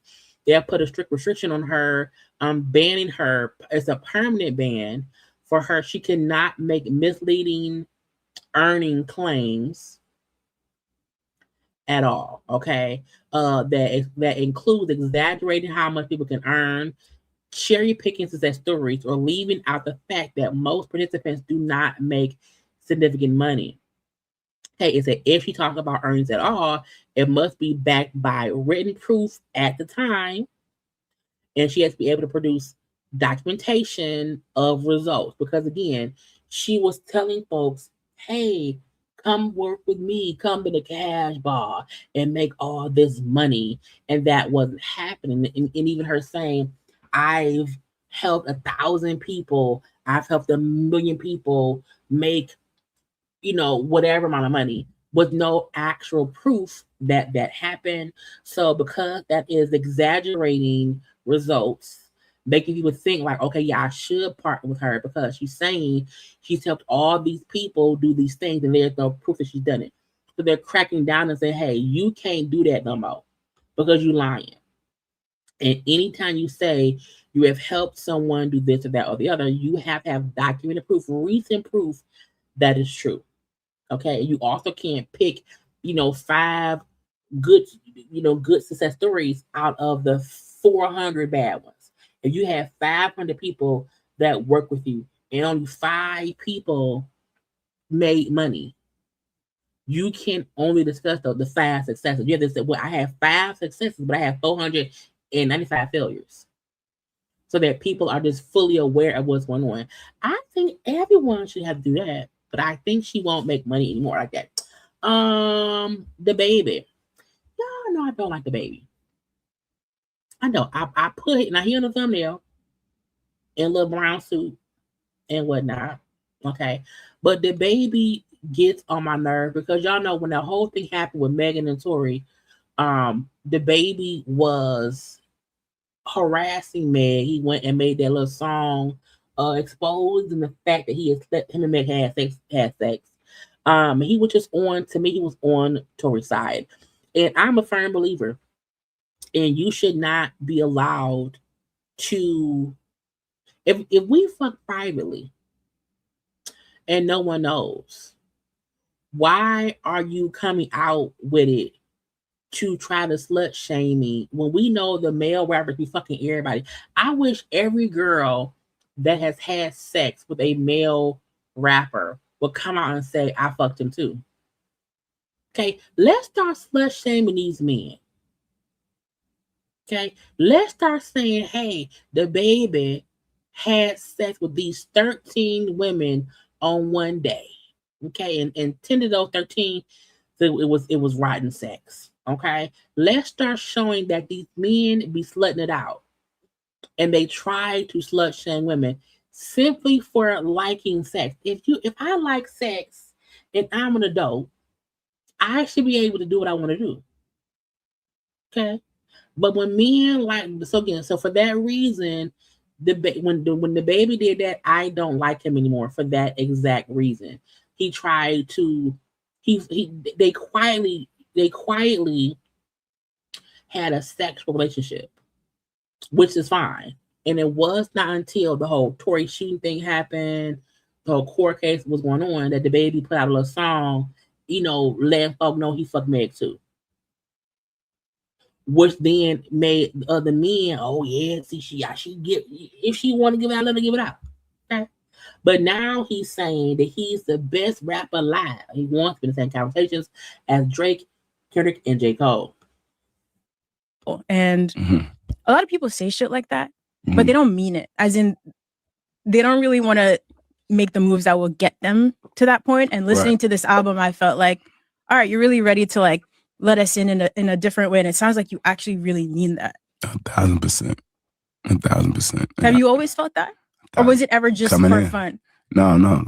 Like you can go back to when I first started, like I always say, like, and I know a lot of people say they the best, but like, I say like I'm the best motherfucking rapper. Like I've been saying it. Like, and I often say it when I do my freestyles or whatever. Like this is a phrase of mine, and a lot of people are familiar with me saying it, but I definitely do mean that. And and it ain't no, of course, I feel like everybody should feel like they the best, but I'm not talking like that when I say that. Like, I'm better than these niggas. Like, I really mean that. Like, I'm not better than. Not better than. I think everyone should feel like they are the best in their field, and that just means you're not even like you. I think there's a difference. No one should try to compare themselves to someone else to say I'm better than someone else. You can't, like, to me, I'm the best at what I do. Can't nobody do what I do because I'm me. That had nothing to do with what anybody else does in content creation, in commentary-based content, in YouTube land, in YouTube world. All that means is I'm my own competition. And I don't have to shit on anyone else to feel like I'm better than them. I don't need to be better than anybody else. I just need to do what I do and focus on me. So even him saying I'm better than the others, I am the best. Nigga, are you? I don't believe you are. I don't want it to come off like the cliche thing when, well, you should feel like you the best too. Like I feel like a lot of people say that, but they're not at that level. You know what I'm saying? Like I feel like I have the ability to, go anywhere. You know what I mean? Musically, like I can literally do it, even if we strip everything else away and just go back to being in front of a microphone and putting music on. Like I can get in there with the best of them. You know what I'm saying? The reason he probably isn't looked at as the best is because he has so many flaws within himself as a person. Okay. Because being the best has nothing to do with how many albums you sell. It's really about the quality of your content, of your songs, of your rapping, and whatever it may be. I am not a DaBaby fan in that I think I maybe only know one or two of the songs, that may pop on or whatever. But even him feeling like I can do the best strip down, okay, if you say so. If you say so. But I feel like because of who you are as a person, I can't even take your music serious enough to listen to it and say, "Oh, he really is good." Because as good or as talented as you are a flawed asshole individual, and that may be why some people don't look at you as the best rapper alive. I also feel like he hasn't contributed a lot to the industry, and not that he has to be, popular or he has to be this financial success story. I feel like I don't ever really hear a lot of DaBaby conversations. J. Cole, Kendrick, and we'll say Drake as well, has a lot of success, publicly with, being popular, whatever. But I still feel like even J. Cole and Kendrick are looked at as two of the best rappers based on their content. Not based on Grammys, not based on album sales, but the actual quality of their content is why people look at them as the best, as one of the best. Because again, there are many best. Being the best does not mean that someone else is not also the best too.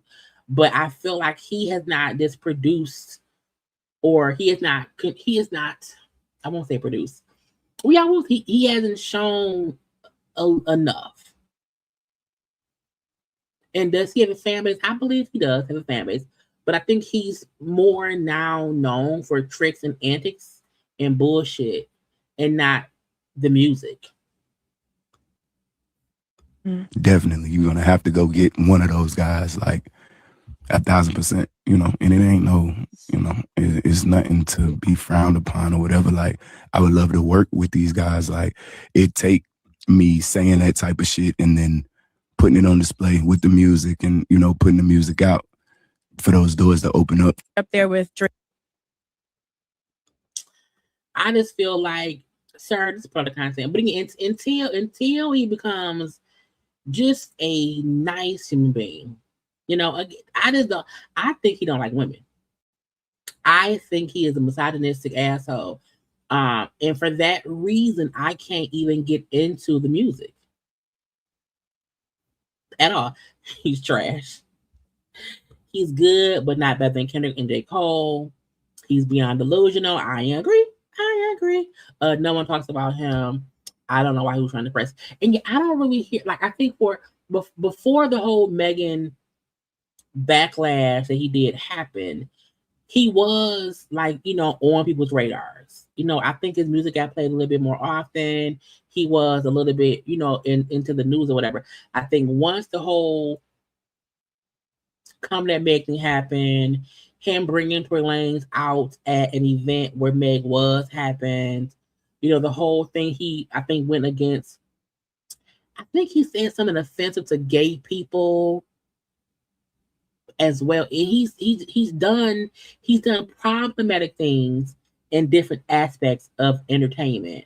And so he kept doing these problematic things.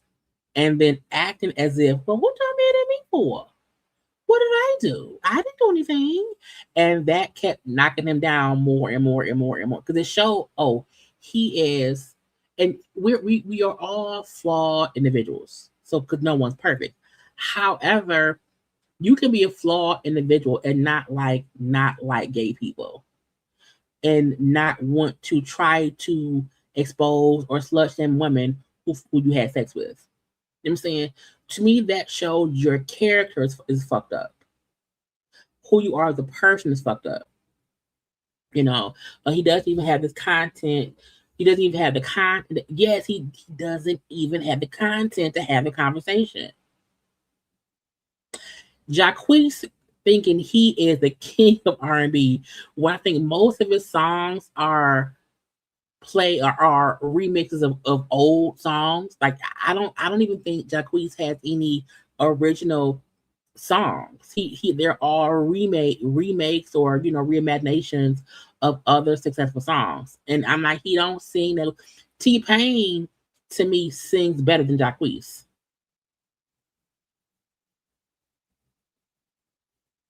T-Pain's natural voice, when T-Pain did an acoustic set of his songs, he just sang. He's amazing. Even Fetty Wap, sing Fetty Wap recently on social media, and him doing his songs a cappella, and hearing Fetty Wap's actual voice that sounds just like the fucking albums the songs he's done is talent to me. Jacquees is not talented.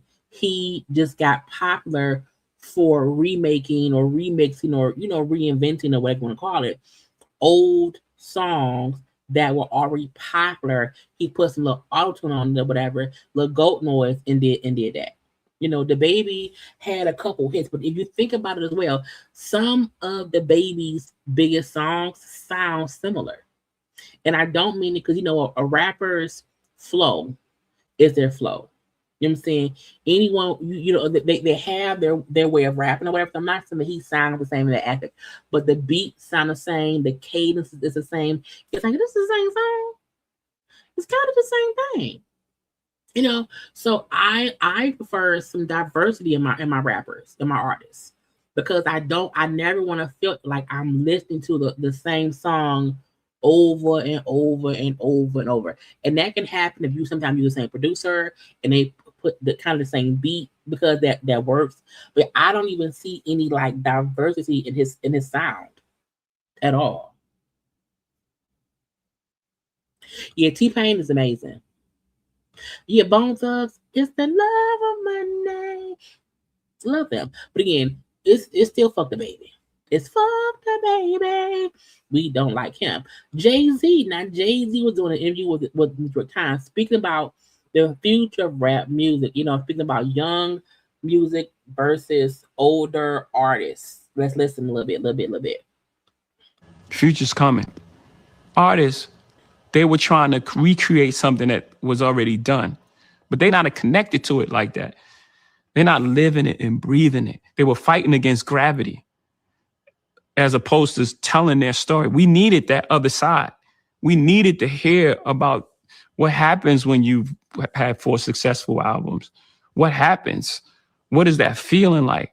How do you make the next one? How did you get in the studio? How are your kids? How do you interact with them as this hip hop dad?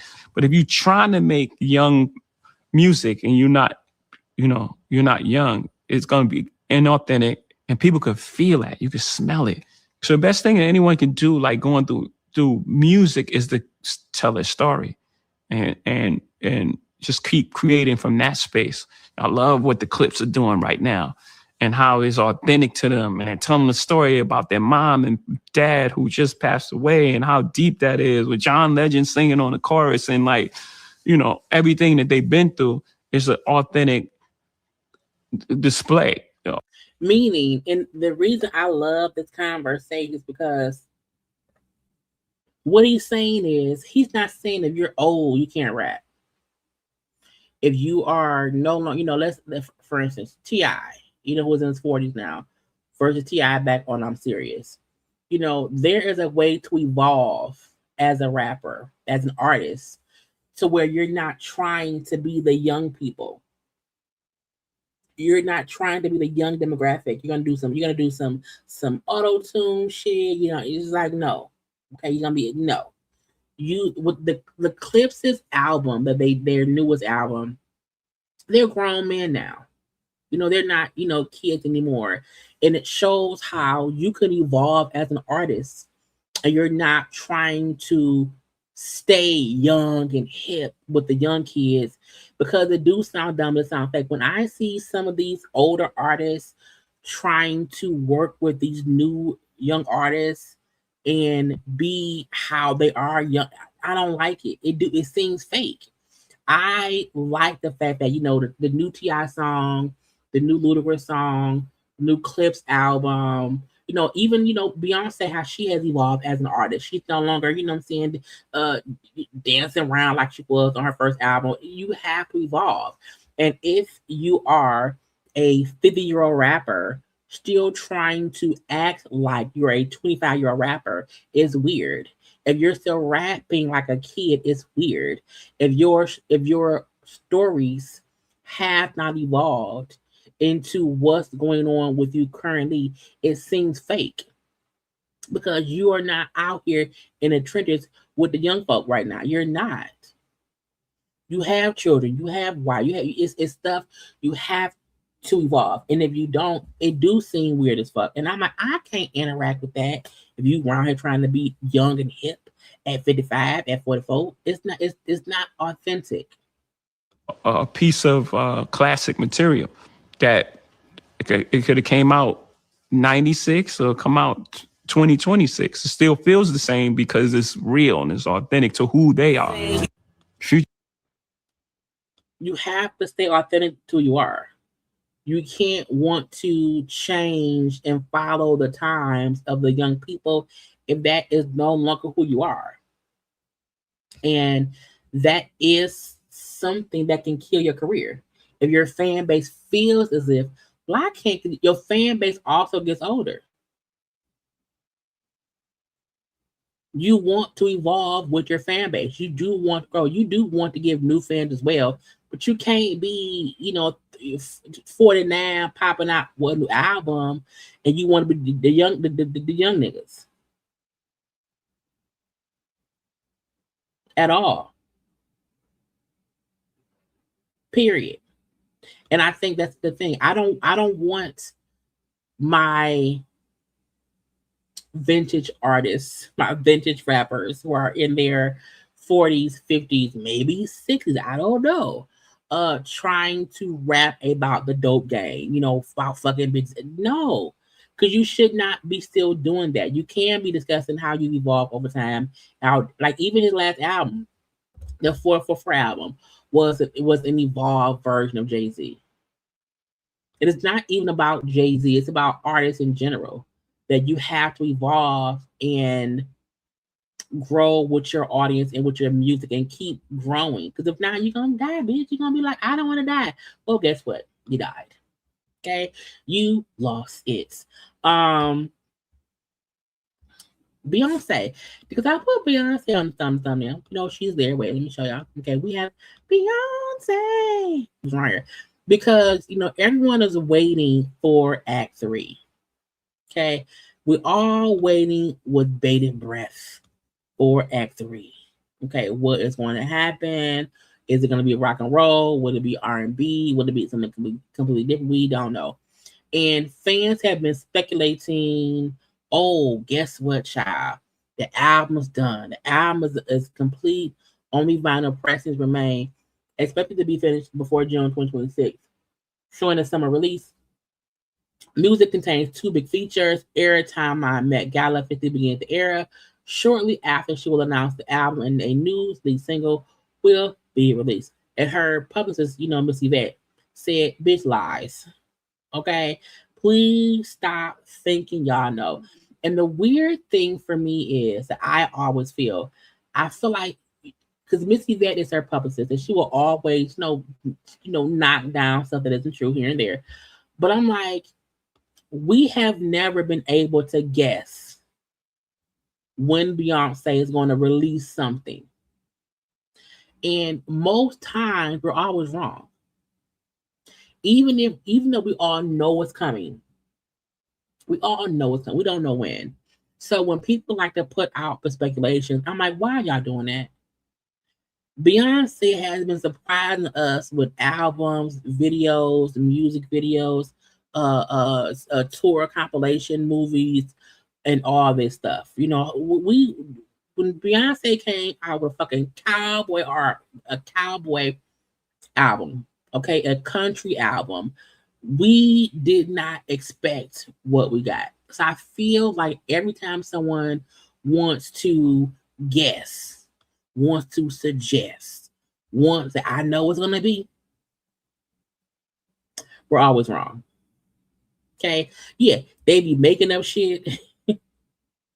Okay, and I love the fact that we can't guess. I love the fact that when she does give us something, it is something different because it shows how much she has evolved as an artist and how she no longer is doing stuff to be liked, to sell albums. She's doing what creatively works for her. You know what I'm saying? She's gotten to a point in her career where she don't even have to do shit if she don't want to do shit. And so she's really only putting out what she wants to put out that, brings her actual enjoyment, that she can perform it. It's not even about record sales or whatever, because, who would have thought that the world would love Cowboy Carter? Who would have thought? A lot of her fans was like, I don't know if I'm gonna like it. I don't know. And they liked it. You know what I'm saying? So people trying to post what they think is gonna be, it's gonna be around the Met. Because again, the Met, but the Met Gala. The Met Gala. The Met Gala is Monday, y'all. Because the Met Gala is always the first Monday in May. So the Met Gala is Monday. I may have to take the day off. I gotta watch the fashions. So again, people trying to say, the Met Gala, because she hasn't been to the Met Gala in a couple years. So they're trying to say, because she's at the Met Gala this year, which will be on Monday, that is going to start off the Act 3 of it all. Child, we shall see. But I'm like, y'all stop trying to guess. We can't never guess. We won't never know. We won't never know. Okay. Is the Migos returning, and are they having a reunion? Are they getting back together? So Quavo made a post on his stories. Okay. We see it's him and Takeoff. May he rest in peace. He says, Warriors never fold. Job not finished. Takeoff album, Unk and Pew 2. Last album. Real Migo blood running my veins. Ain't no new chapter, just the next one. So that made people feel like, he's working on something, some music. Him and Takeoff was gonna happen. And then Offset posted on that. And he also posted a picture of the three of them together, which made people feel like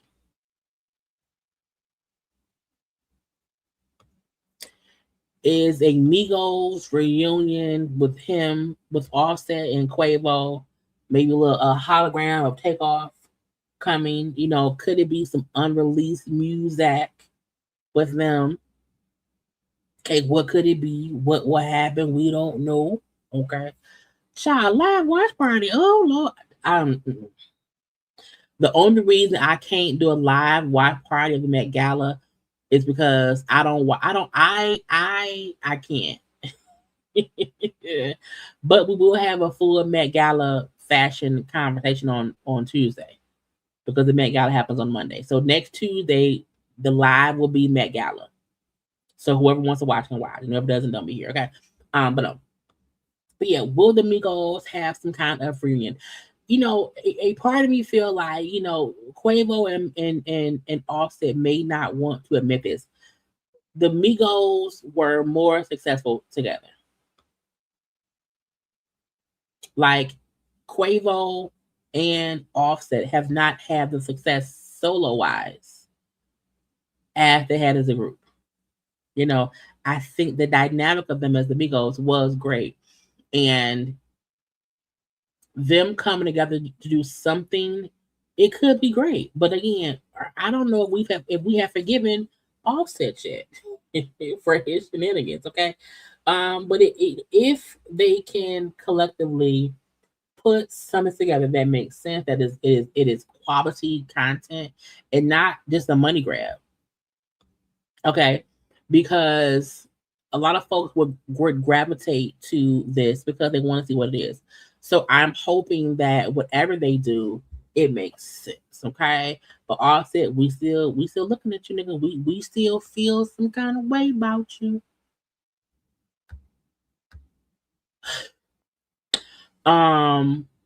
Megan, where is it at? Hold on, because I seen two things. Now, when I first seen Summer Walker, because y'all know this whole thing with Meg. You know, a lot of men have been complete assholes trying to slut shame that lady. Oh, why she think she can be wiped up and she just slept with blah blah. I'm like, nigga, why y'all doing that? You know, folks saying, oh, you know, pick a better man. Now, I did not know Klay Thompson at all. I did not even know that Klay Thompson used to date Coco Jones. And there were allegations that he cheated on Coco Jones. I did not know that I didn't know that because I didn't know nothing about Klay. I did not. So I thought she had picked I hadn't heard no bad stories about Klay, and even once her and Klay got together, I didn't remember anyone bringing up any allegations about him. So I was blinded to the fact I didn't know nothing. So I think that's why we as fans of Meg and as supporters of Meg Stallion or whatever, and she popped out with that new man, the Klay Thompson, and I didn't hear any negative rumors about that man. I said, oh, cool. He seems nice. I haven't heard anything negative about him. Maybe she picked a better person, okay? And so when Summer Walker made a post, again, people were posting, people were saying to Meg about Meg, you know, pick better men. You know, pick a better man. I'm like, Meg, what you mean? And Summer saying, stop telling women to pick better men. When men are out here pretending to be someone they are not for months and even years at a time to just gain access to women who are out of their league, okay? Then once they have the access, turn around and reveal they ain't shit behind that fake, mature, masculine facade. Just a little boy operating in ashy foolishness who has zero intention of actually being who he told he was. It was just a childish manipulation, conquest based on ego and low-key jealousy. Meaning, men will show you who they know you need. They will be like, oh, her parents gone, her last man cheated, you know, she was ripped apart in social media. I'm not really on social media like that or whatever. I'm real quiet. I'm a love bomber. I'm involved in my family life. And then once I got her, then I'm you know what? I don't think I want to be in a monogamous relationship. You know, and it sucks that when we are in relationships with people, that people assume, well, I wanted it to end badly. I picked a guy who I knew wasn't shit. It's like I don't think anyone thinks that. I think some people have an outward persona or whatever. And in private, they're like, that's not really me. I'm a lover man. I love you. I love walking in the park. I love eating pickles on Tuesday. I love cartoons. I love back rubs. I love rubbing booties. I don't be in the, I'm saying they make you feel like, you know what, I'm a person you can at least get to know. You know what I'm saying? And you get to know them. Oh, they are nice. Oh, they are protectors. Oh, they have a nice family. You know, oh, they not out here in being all crazy or whatever. And you get to like them.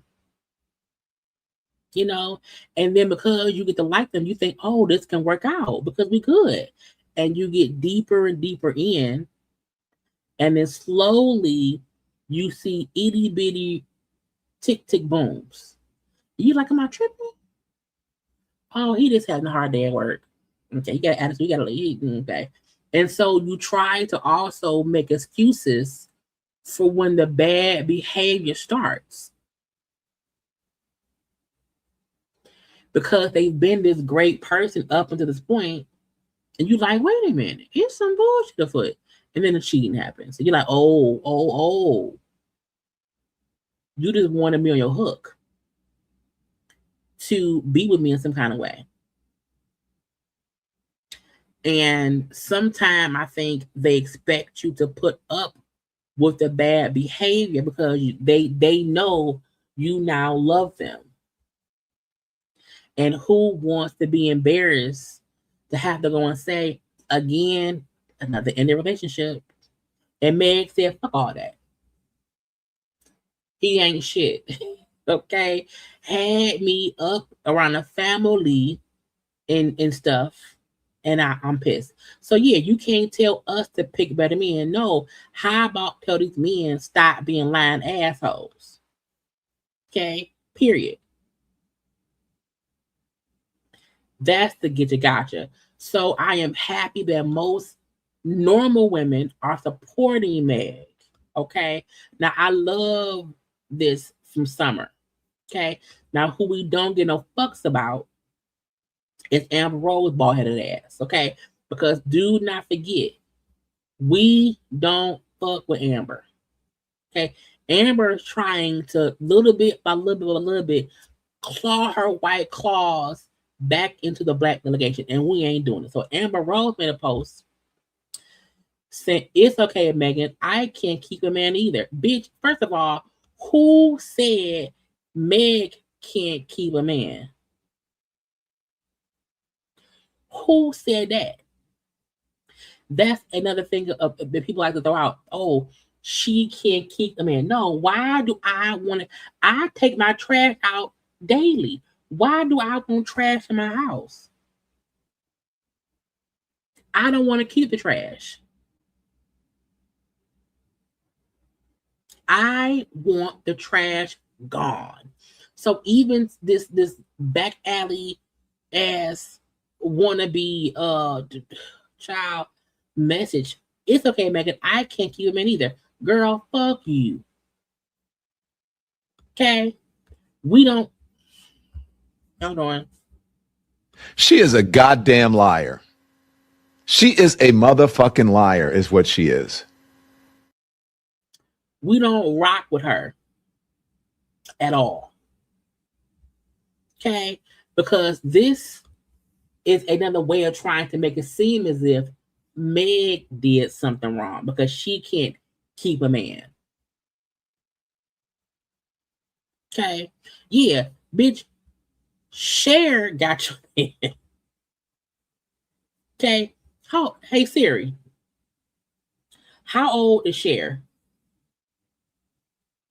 Cher's 79 years old. Okay?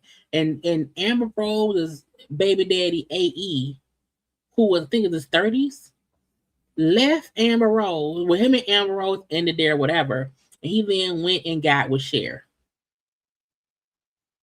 So I'm like trying to say, it's okay, Megan. I can't keep anything. Shut your ball. Get bitch.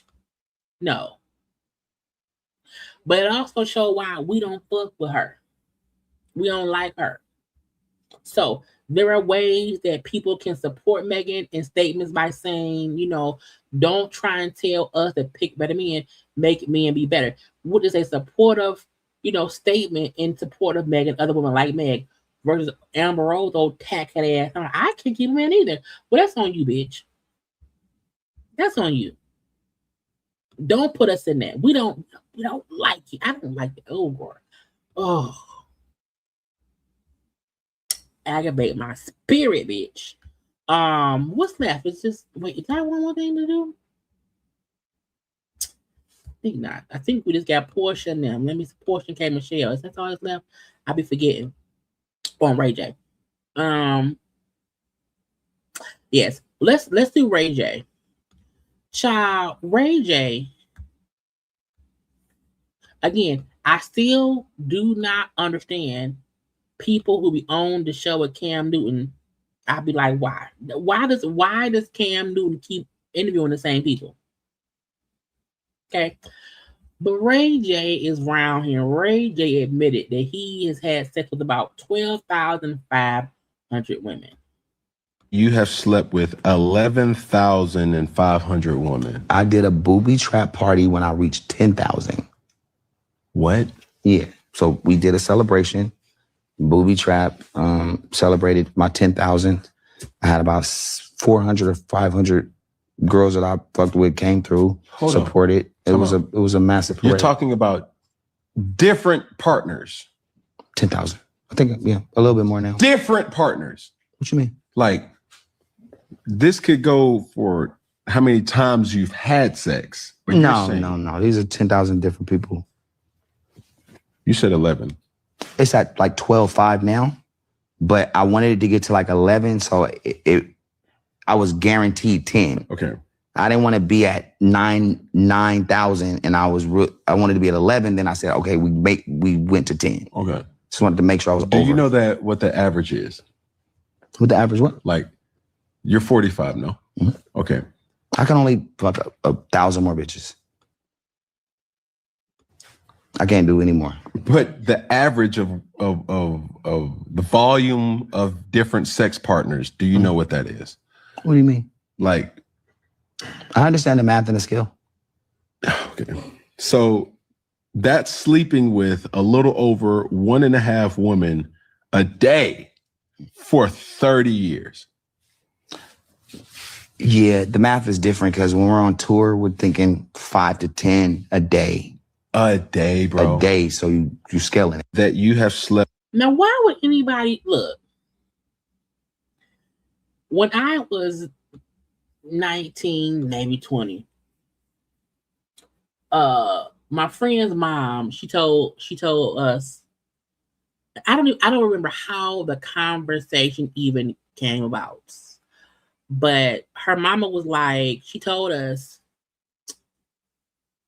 people who count their sex partners are childish. And I was like, what do you mean? And then she was like, counting how many people you're sleeping with, like, that's child. No one should be counting sex partners. I was like, well, don't you want a number? So I stopped counting at like 20. Now I'm nowhere, look, child, I am nowhere near a Ray J number. Okay. However, I still feel like admitting that you have had sex with roughly 13,000 women in your 45 years of life is insane. That's a lot of energy to exchange with people. And even saying I'm fucking 5 to 10 women a day, that's weird. Even if you have access to just different women on a regular basis, why do you want to fuck 5 people a day? Like, what in you? Like, when was you making a song? Like, when was you working? Look, putting your penis into 5 or 6 different people and 5 to 10 people a day while on tour, which means you don't have time to tour. That's not even sex. You couldn't have came 5 or 10 times because that ain't how dick work. You know what I'm saying? So like, what that means is, yeah, I had 5 to 10 girls around me. Maybe one sucked my dick. Maybe one I gave her some head. Maybe I put my dick in 3 of them. I'm like, but is that even that's just quantity? That ain't even quality. Because let's say, because I'm on tour, I got about I could be like 5 or 10 women within a day. It's like, but is that even really sex? is because what are you doing? Like, how? And why do you even want that much new pussy? I will never understand the notion of just randomly fucking any and everybody. Because if you have had sex with 13,000 women, you can't be picky. You don't even have time to pick and choose people properly. You're not vetting these people. Like, how many times have you went to the doctor and you got your dick checked out? Like, is your dick clean? Like, Ray J has to have had at least 4 STDs because you can't have sex with that many people on the road, state to state, city to city, and not catch something. So I'm not trying to slut shame nobody because you should do what you want to do as an adult. However, there is such a thing of you're doing too much. Okay, saying 12,500 people is insane. Saying in the day I fuck 5 to 10 people is crazy. Now, if you want to say every year, let's do some math. If you want to say I had three different people a week, okay. If you want to get 3 different people a week, times 156 people a year. That's a lot too, though. If you fuck 3 people per week, every week for a full year, that's 156 people a year. And then if you are been fucking for 30 years, times 30, that's 4,600 people.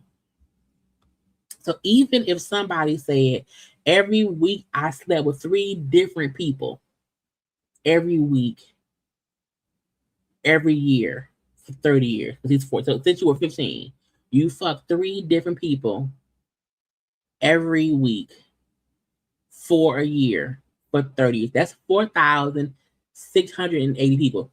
He has had 3 times that amount. That is crazy. Okay. You know, back, you know, and everybody has the whole phase. And not everybody. A lot of people have a whole phase. Not calling y'all hoes, but that just means you had a phase in life where you had sex openly and freely. And I see no issue with that. But there's a difference between, you know, from the time I was 20 to 25, maybe I did fuck a different dude once a week for the whole summer. Okay? That's fine by me. Okay? I don't care. But once you are into the 10,000, 12,000, 13,000, because you were fucking 4 or 5 people a day, that's different. That's not even, that's excessive. That's ridiculous. That's nasty. Even if you have access to more people, why do you want to fuck more people like that? And like, do you not double back and fuck any of the same people again? Do you only fuck new people? And if you've had sex with 12,500 people, how many times have you had this? You put your penis in 13,000 vaginas? Were they all clean? Did you always have condoms?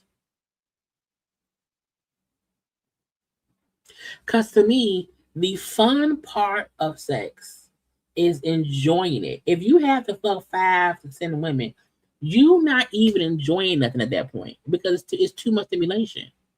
There isn't even enough dick to go around 5 women to 10 women in one sitting. Okay, if there are 10 women around there and there's one dick, the most he can do is if a girl could be on him, he could be, you know, fingering 2 girls. That's 3 girls. He could have 1 girl on his face. That's 4. So at the most, 4 women at once is the most you have enough limbs to do stuff with. What the other 6 girls, what are they doing? Okay, if one girl is on your dick, if 1 girl is on each hand, okay, if 1 girl is on your mouth, okay, What are the other 6 women doing? And I don't want to be the next person up on the finger pole. I don't want to be the next person up on your face because I'm like, I don't know where her coochie been. Because her juice is still in your mouth or your fingers. I don't even know. And I'm like, do the girls know each other?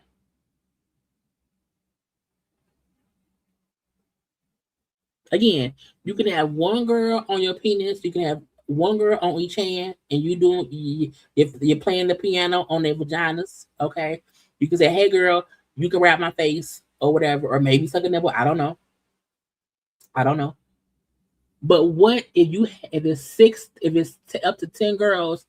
What are the other 6 doing while 4 of them are on you? And yeah, and even if the other 6 are fucking each other, they why they there?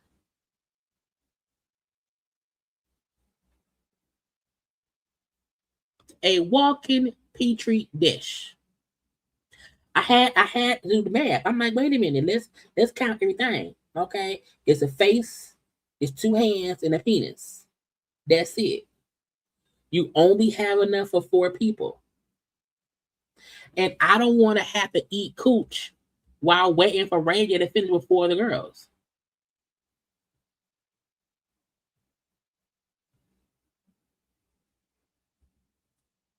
I don't want to do it. So even him, it was 12,500 women. Sometimes that's weird. That's weird. That dick is tired. After a man orgasms, okay, after he finishes, it's flaccid. Okay, there are not many men that after coming, they're able to immediately get right back up. Now they can, of course, use the sex enhancing pills. I don't want to do that. For what? So Ray admitting, yeah, I fucked 12,500. I was fucking 5 to 10 girls a day. That's weird. That's awkward. Okay, again, if you want to fuck, if you want to bang one person every day for a year, okay, that would be 365 women a year. And if for 30 years, that is, well, that's 10,000. That's 10,000. Wait a minute. If it's 365 people a year, okay, times 30. Oh, that's 10,950. So either way I go, what you know what I'm saying? It's just it's all dirty. The mouth dirty, his fingers dirty, his penis is dirty. Yeah, and while he's married to Princess, so was Princess one of the many?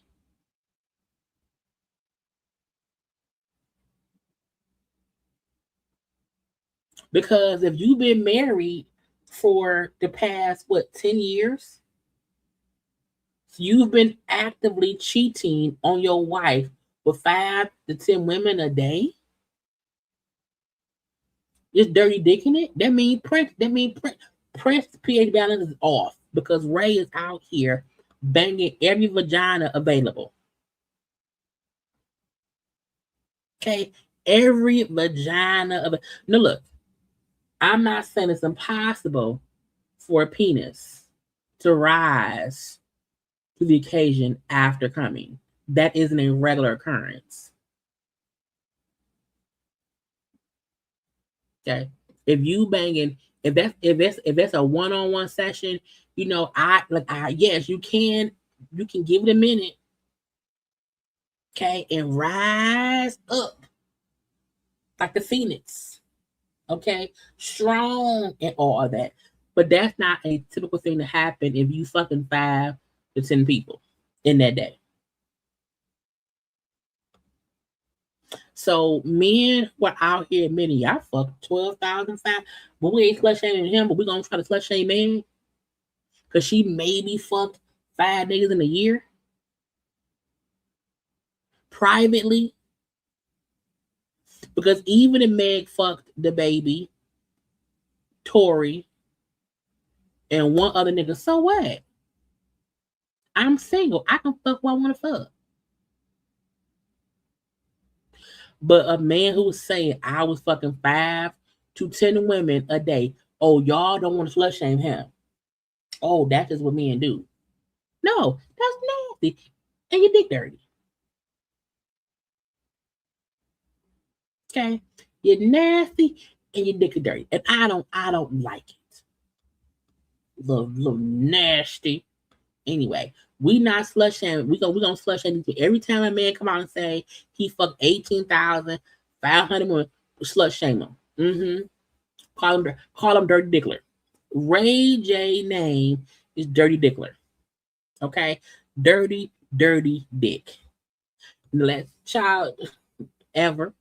Even them on what tour was he on? I don't even feel like Ray J is on a real tour or has ever been on a real tour. I feel like he's done spot dates over time. Or if he was on tour, he wasn't on his own tour. He was hanging out with people for things. Either way, he's a dirty dickler. Okay. Housewife stuff, and then it'll be done. Drew was trying to tell the judge, I can't move out the house. I ain't got no money, Judge. If I have to leave the house, I will be homeless, Judge. Please don't make me leave the house. The judge said, get out. Okay. The judge said, get out. The judge was not persuaded by Drew's recent request to reconsider the prior decision to order her to vacate the Georgia mansion. The judge said, no, you can leave. Okay. She had to be moved out by the end of May. Period. So that's it. She tried to say, hey, please don't do it. I don't want it to happen. Okay. I may be homeless. I have not secured the house. I don't have the extra money to move out and blah, blah, blah, blah, blah. The judge said no. Now, I don't know what kind of lawyer Drew has that she keeps losing in this way. That's sad. But girl, look.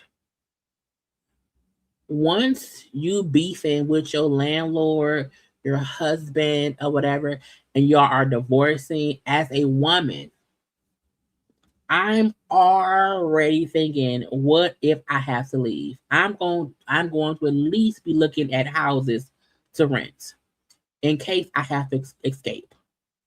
So I think Drew felt like she's the mom, she's the wife, she will be able to win this battle, and she's not. And I don't know if that's because of her having a bad lawyer, if the judge is fucking Ralph. I don't know. I'm not sure. But, she has not been successful in getting things handled in her favor. So I hope she finds a soft place to land. K. Michelle is not really handling. Hold on. Did she tell the judge she gave Ralph all her money?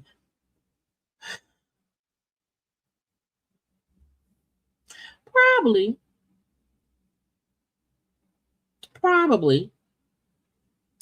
And I feel like who name is the house? Is the house only in Ralph's name? Like, if the house is only in Ralph's name, and so the judge is saying, hey, because the house is in his name, and you would not be able to financially afford a house on your own, you need to move out because we're not going to force him to move out because it's his house.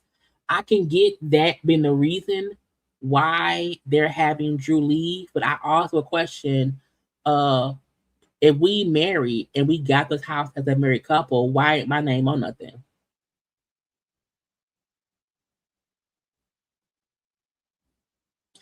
And it's unfortunate because it's showing how vindictive Ralph is more than anything else.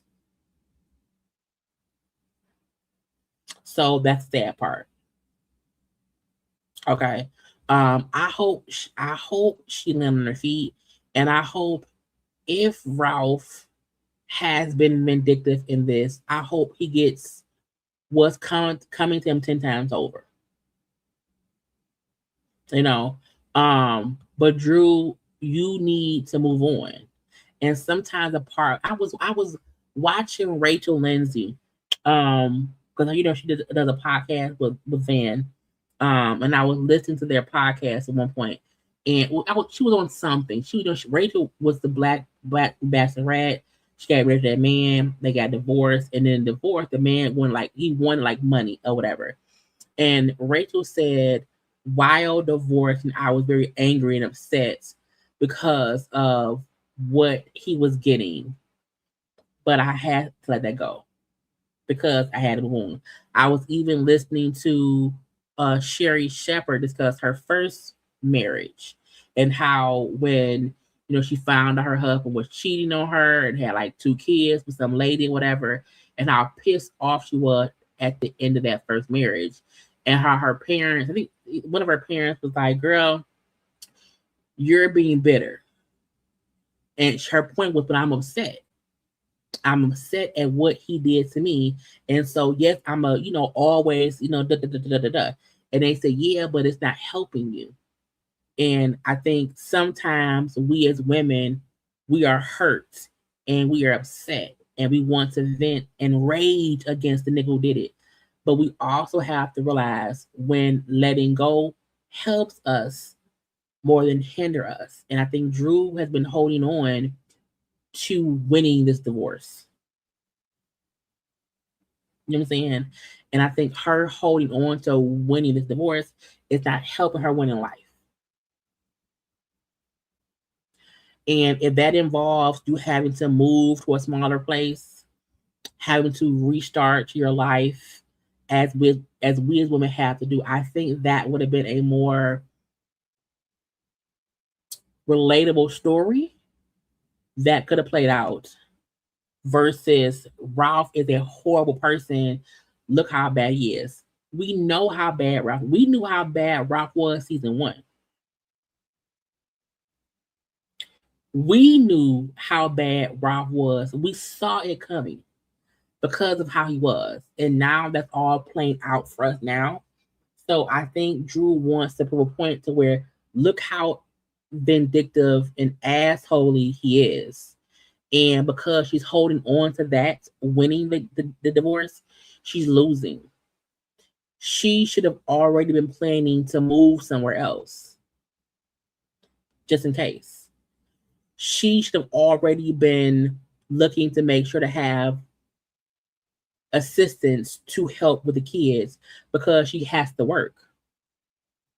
So because you have to work, you may have to get a nanny who makes sure the kids get to school on time. You know what I'm saying? But I think Drew has been just handling things the wrong way. And that could be because she got with Ralph young. She may not know how to navigate. And we have to leave space to understand she may not know how to navigate this divorce. And no one has told her the truth. Girl, fuck Ralph. Just walk away. Okay?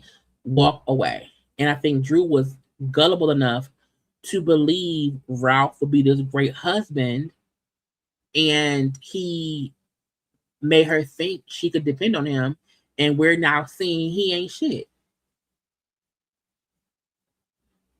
But I'm like, girl, we see that. Once Ralph was on girl, I'm not living in no house with a nigga in a basement. Girl, once Ralph was willing to live in that basement for 2 or 3 years, girl, you should have been planning to move. Looking for houses to rent. Don't look for a house to buy yet.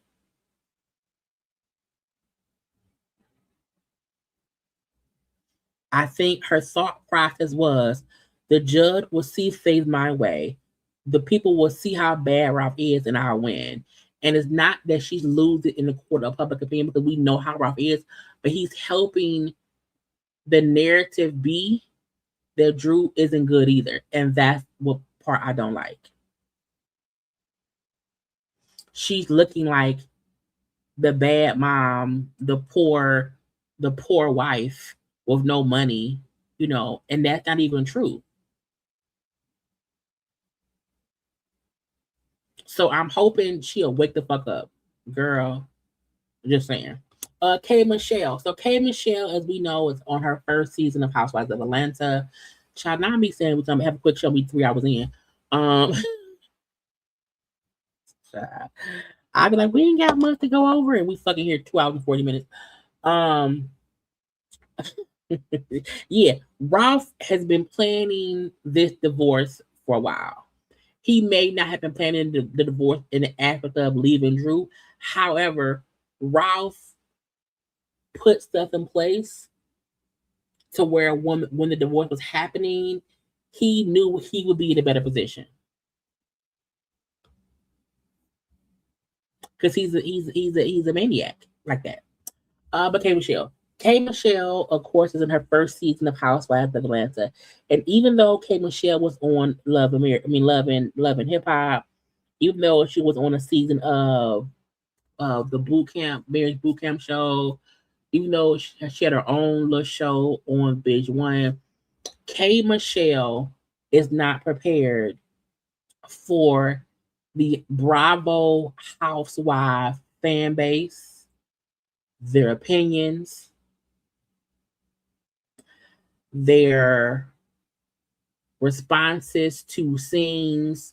Like, I don't think people get housewife fans are nothing like the fans of Love and Hip Hop. Okay? Nothing like the fans of any other franchise. I think K Michelle was not prepared for that. And so K Michelle can't handle the Housewives fans. Because again, we know every season of every show, you know what I'm saying? Not y'all, I told you so.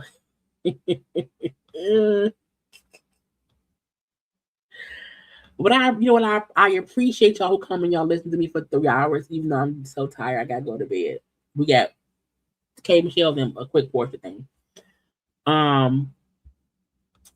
We know on social media when the episodes air, everyone and their mom has an opinion. Okay.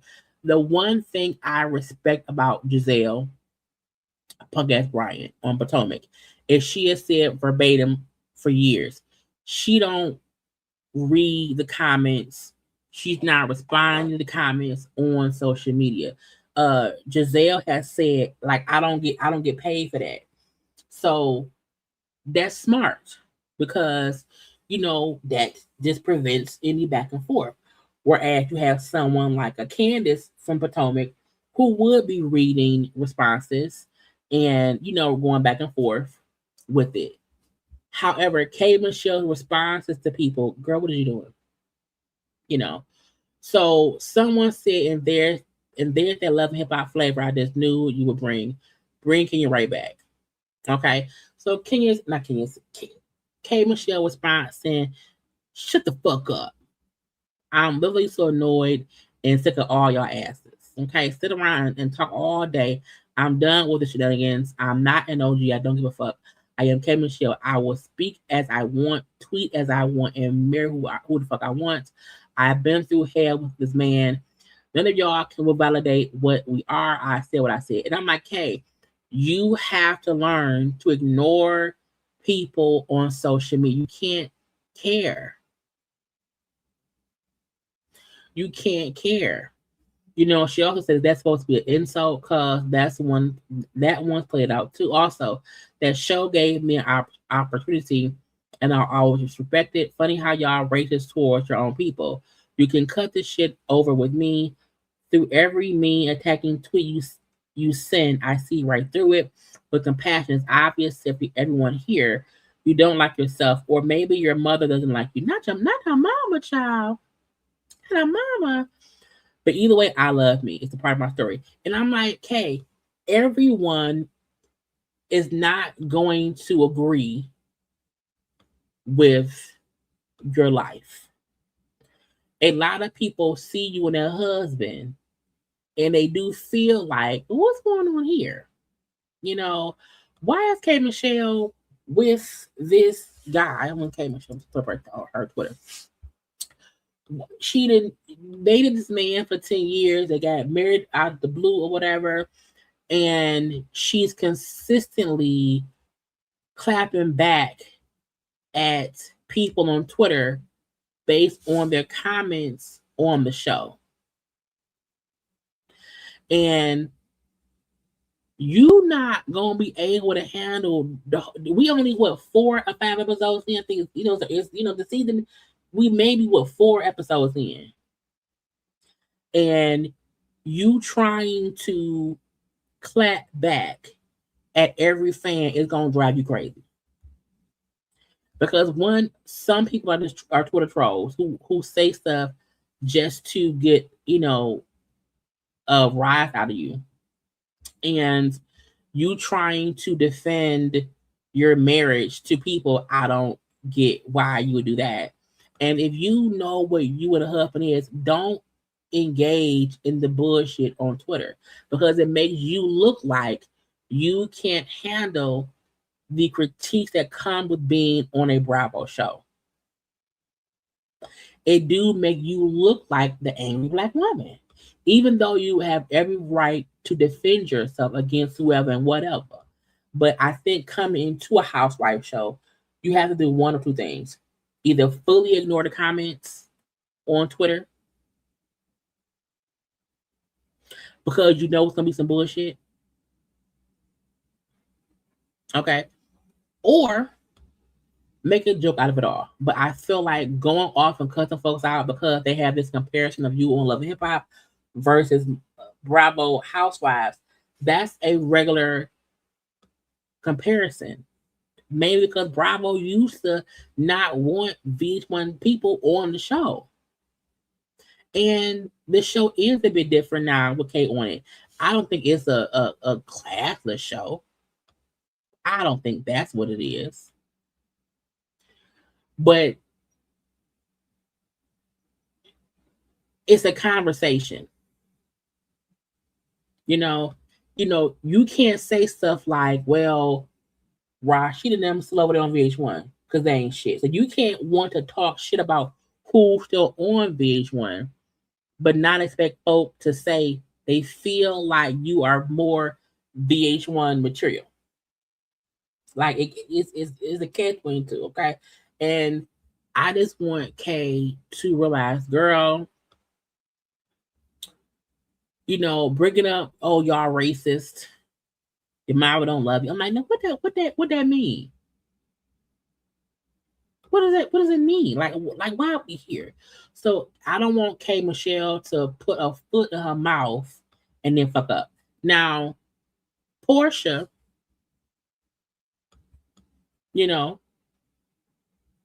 was interviewed by Carlos King. And then we're going to get to a few things. So Porsha was discussing some K Michelle. Let's listen. Listen, I don't want to go too hard on K Michelle. I'll just say this. In general, as a person, in any space, you could be at work, it could be a family member, it could be a friend. If you're in any group and you are talking to somebody and they don't have a heart to understand you, they don't want to understand you, it could be for whatever reason, ratings, or want to be right, or just want to see what's wrong. They're never going to understand. They're never going to actually say out loud, oh, I understand, because they're too busy trying to do something else, whatever that else may be. So I said, okay, cool. So at this point, I know what else happens in the season. And although she's funny and she's adorable, I don't know how it's going to go over. I don't think that what was happening with her and Drew is going to go over as well as maybe she thinks it will. I don't. And I think, if I'm being honest, I think that when she looks back at this first season, she'll probably be like, oh, I probably chose the wrong team. And I probably should have gone about not the wrong team, child. Things in a more authentic way. You think this is the team that she told in the Shamia, Pinky? I don't know, because I wasn't privy to those conversations. Okay. I wasn't, listen, I don't want to go to stations. I wasn't, I'm not a part of it. You know what I mean? But I think that she is a cool girl, but Housewives isn't that. Housewives, at the root of what our fans want to see, back in the day when you were producing this show, it's about what's honest. And if you're talking to someone, we wish somebody would apologize to us back in the day. We used to be like, can you just apologize? Can you just understand you hurt my feelings, and you still wouldn't get an apology, or whatever it was. And if you had an issue with somebody, it was a real damn issue. Like, you felt it. You really felt it. And so it's her first season. She was already an established star. She will be a star far beyond this show. She will have a great career on this show. I just think that this season will probably be a learning lesson for K. Michelle. Okay. And I rarely agree with Porsha. I rarely agree with Porsha. I think that's true, though. I think K. Michelle came into this thinking differently. And sometimes anyone's first season, when they watch it back, they do like, oh, maybe I should. I hope K. Michelle watches it back and realizes, maybe I don't have to be so offended by every little shady thing. You know what I'm saying? Maybe I don't have to be so upset over what I thought was this or that. You know what I'm saying? So she can look back and, maybe I was tripping. Maybe I was overthinking it. I remember telling her at that lunch table, I said to her, what I want to do with you, I want to show you how I friend. And I'm not saying that I friend better than her, but I wanted to give her a different experience in Atlanta because she had cried to me about being in Atlanta and having a friendship group, which was from Love and Hip Hop, and they treated her wrong and they ran out of here and they were so unfair to her. And I told her that I wasn't, I'm not a part of it. And I told her that day she told me that story, and I told her that day at that lunch table, I said, I know what you've been through and I know what triggers you have. I know you could be sensitive. I said, I want you to know I'm not that girl. And the people who I have around you, Cynthia and Phaedra, we're not those girls. I am the type of person, I want to protect my friend. I want to be there for you. Are you sure? And I'm genuine. So I told her, I'm going to show you how I friend. And the way we're having this conversation right now, I appreciate you coming to me. Let's talk about it. I also want to talk to you. Now, at the time, I had no idea she had done a whole scene with Pinky and a scene with Cynthia calling me dumb and a this and a that. I was like, oh, goodness. When you watched it for the first time, how did it make you feel? So when I watched K. Michelle her punishment was too hard for what she called the crime. I said, okay. I picked up my phone and I texted her. Because that's how I am. Ask Candy. Ask anybody. Ask Sheree. If you do, I'm going to text right away as I'm watching the show. And I said, hey, I just want you to know I'm watching the show and I see that you still didn't feel, or you were still upset. And I told her that day, you still didn't feel, or you were still upset with, me speaking to you about the situation. I said, I want you to know I am sincere and that I never would have wanted to offend you about that. When I spoke with Shamia, she never told me any detail. You never told me anything of a detail of your bottom. I never would have done that. And I just want you to know from my heart, even though I saw her call me all them names, I was like, fuck all that. Let me make her as a woman understand that at the root of it, I never would have made fun of you. She said, okay, I truly appreciate that, etc. And, I appreciate you reiterating that you didn't know her, blah, blah. So I said, okay, cool. Put the phone down. We were done. Oh, my God. The next day, she's tweeting saying, oh, well, what if you was to die? Was you doubling down? I was like, okay, I see what I'm dealing with. So I think Portia's point is K. Michelle this season may not realize that she is being overly sensitive about everything. You know what I'm saying? And even if in the scene she's in, she's cool, if she's on social media saying something different, you know what I'm saying, back and calls, it can seem as if, girl, you're doing too much. Now, again, she also spoke about the miscarriage situation. K. Michelle did do tweets even after the episode aired, where we saw the episode end and it seemed like y'all hugged it out, everything is good, but then the tweets started to happen afterwards where she sort of is doubling down on she doesn't trust you. What do you have to say about that? I think that's another situation where someone has decided that this is the route they need to take. I don't think this is the route that K. Michelle needs to take or has to take. I think it's a wrong road. But at the end of the day, if you have been watching the show and then you are finally on the show, you decide this is how you're going to enter, this is how I'll make my mark, then it is what it is. This is the game she decides to play. And I only say that because whether or not, and I will say, when I said it to her, I had first asked her, was it okay? Did she want to openly speak about her situation? Number two, the reason why I asked her, did she want to speak about it on camera, is because I didn't know specifically what it was. No one told us. Even when I texted K. Michelle prior to that scene at the nail shop, I was like, hey, you're in the hospital, are you okay? She said, oh, K. Michelle did. Are you okay? She said, oh yeah, I had to have a procedure or whatever. She never told me what it was for. So I had no idea which part of her was, a problem. I had no idea. So of course, as a woman, I know we making TV. It is what it is. I'm not going to just sit here and start asking her about what she was in the hospital for, what procedure, if she's not ready. So I wanted to first say, hey, are you good talking about it? Because at the end of the day, I don't care if this is our job to speak about personal stuff or not. I don't care if she talks about it in a scene with her doctor on camera or not. If I then need to pivot the conversation away from specifics, I'm going to do that. But she said, yeah, I'm okay, yeah. And she proceeded to tell us what was going on. Unfortunately, she was bearing the lead. I mean, she went on to the story for a while before she even mentioned it was her bottom. So I think even little Tia and Porsha, Porsha saying, hey, she was talking and wasn't saying what it was. From the scene that we saw, it seems that K. Michelle was talking about the stuff a little bit, and then Porsha's coming out, did you have a miscarriage? So it did seem as if, now Porsha, why would you say that? But the Porsha saying, you know, Kay kept talking about it, but wasn't being specific about what it was, burying the lead. I just wondered, was it a miscarriage? Because Kay made it seem as if me and Porsha had a conversation about my ass leaking and that she recently knew that. But when you talk to her in the hospital via text, and you never said, hey, my ass, remember that? My ass leaking. And she did not know. And if y'all in person talking at the salon and you're talking for, let's say, 10 minutes about what it was and never saying, hey, I had a surgery, I had, my ass done years ago. You know what I'm saying? If you did not start with that, what it was, if the only thing is, I'm at the rodeo show and it was liquid from the bottom, I can see why Porsha asked the question, was it a miscarriage? Because now it seems as if it was a longer conversation. It was a longer conversation of her just talking, and Porsha, was it a miscarriage? Now, do I still feel like Porsha could have maybe not threw that out there? Yes. Do I think Porsha was being malicious? No. And her giving more details saying, well, no, she kept talking and shit, but she wasn't really saying what it was. And I asked her on camera, do you want to discuss it? She said, yeah. So whatever it was, I thought it was okay. So how was she so upset? Because I asked, was it a miscarriage?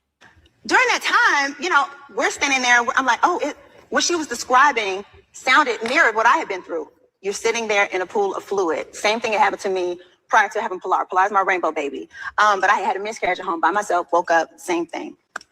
Are you okay? So I was like, so it came to mind, was it a miscarriage? Right after that, she giggled and said, girl, I thought the same thing. We moved on with the conversation. She continued to describe more fluid that did not have blood. Cynthia then said, like your water broke? We're women. All of us are in a trusted space. We all have uteruses, vaginas. And we're talking about things that we all have been through. We're all trying to relate to her for her to open up and, talk about what she's got going on.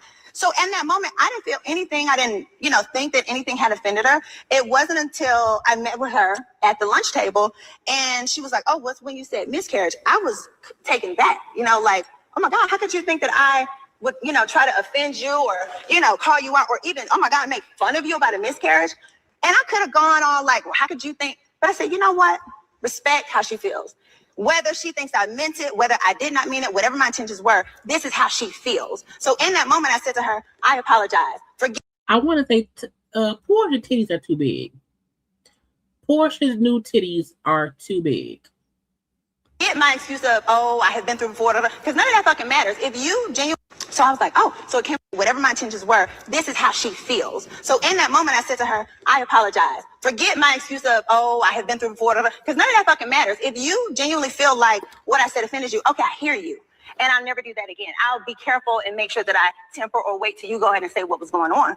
So in that moment, I felt like we handled that conversation very adult, very mature, whatever my intentions were. At least Porscha's owning up to the fact that she said something that offended Kay. She acknowledged it. She apologized. She had no malice behind it. And again, the conversation was about what happened. Like usually if someone said, hey, I was in the hospital to have surgery on my ass because of ass shots, you usually will start with what you were in there for. If Porscha's saying Kay started a conversation and never was saying what she was in there for, he kept talking. So we were asking her questions based on what we think would happen. You know, truthfully, usually if someone say I was sitting down and all this fluid just came out, most people thought would be, oh my God, was the miscarriage? You know, did your bladder, did you know what I'm saying? Like I do think it is a valid, you know, thought process. I just want Kay to stop being so offended about it. Okay, now also hold on. Okay, Porsha wants to discuss her being a lesbian now because now she's a lesbian child. When did you know you was into women? I always knew. I knew at 7 I was into boys. I'm pretty sure around that time. Okay. Yeah, I'm gonna hunt you, everybody. It didn't matter, girl, boy. We just come over. How can we put these two things together? Let's bump belly buttons. Not bumping belly buttons at 7. What about it bumping belly buttons at 7? And I ain't care what was below the belly button. So at that point, I said, yeah, maybe so. Yeah, you think I'm serious. It didn't matter. It didn't. I had me a girlfriend in elementary school and everything. You did not have a girl in elementary school, Porsha. Yes, I did. She had blonde hair. We used to go to the tire back. You was in an interracial relationship? Yes, I was. Oh my God, I never said this before. But No, okay. My first boyfriend at 7 was Alan. He was a white boy. Really? That's why I was laughing. Really? I was 7. I lived in St. Paul, Minnesota. I was definitely in a private school, and we definitely had our favorite tire. We'd go over there and do a little smooch. Yeah, just little and just cute and whatever. But yeah, I mean, but as an adult, when you're really thinking about your sexuality, I knew that I was attracted to women. I just never envisioned it being like a true lifestyle. Now, there have been rumors, conversation about Porsha being with women before. She's always denied it. When Candy said, girl, you be eating pussy too. What do you mean? Okay.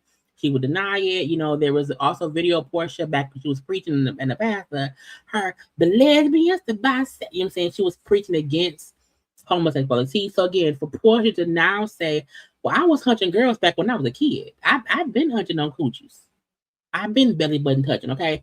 It does come off like, oh, so you were condemning gay people at the pulpit while hunting on women at the house. Girl, that's a hypocrite.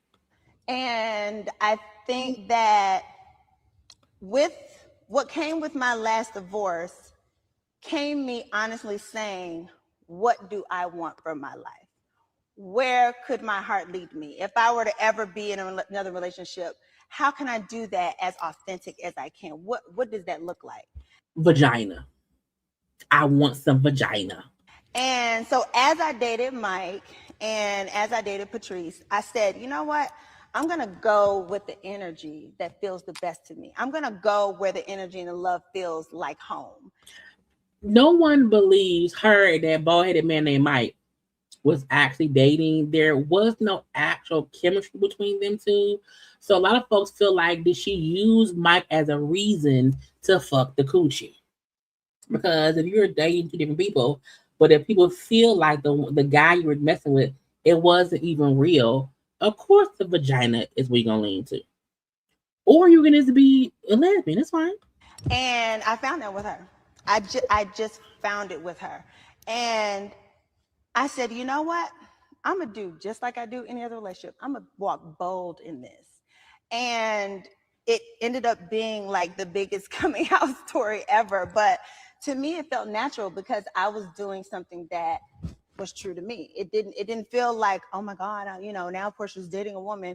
Everybody else probably reacted to it way more than I was in the moment. I was just enjoying her. And you know me, I'm a hopeless romantic. Mm-hmm. I just wanted to scream from the rooftop. You know what I'm saying? Like everybody needs to know, I am with her and I am happy and it's the best thing ever. And so I think that's how I presented it. And I feel like the issue, don't want the issue, but I feel like the thing with Porsha is that we all have said in the past that when Porsha starts dating people, it's always this, I'm happy, I'm in love, it's the best thing ever.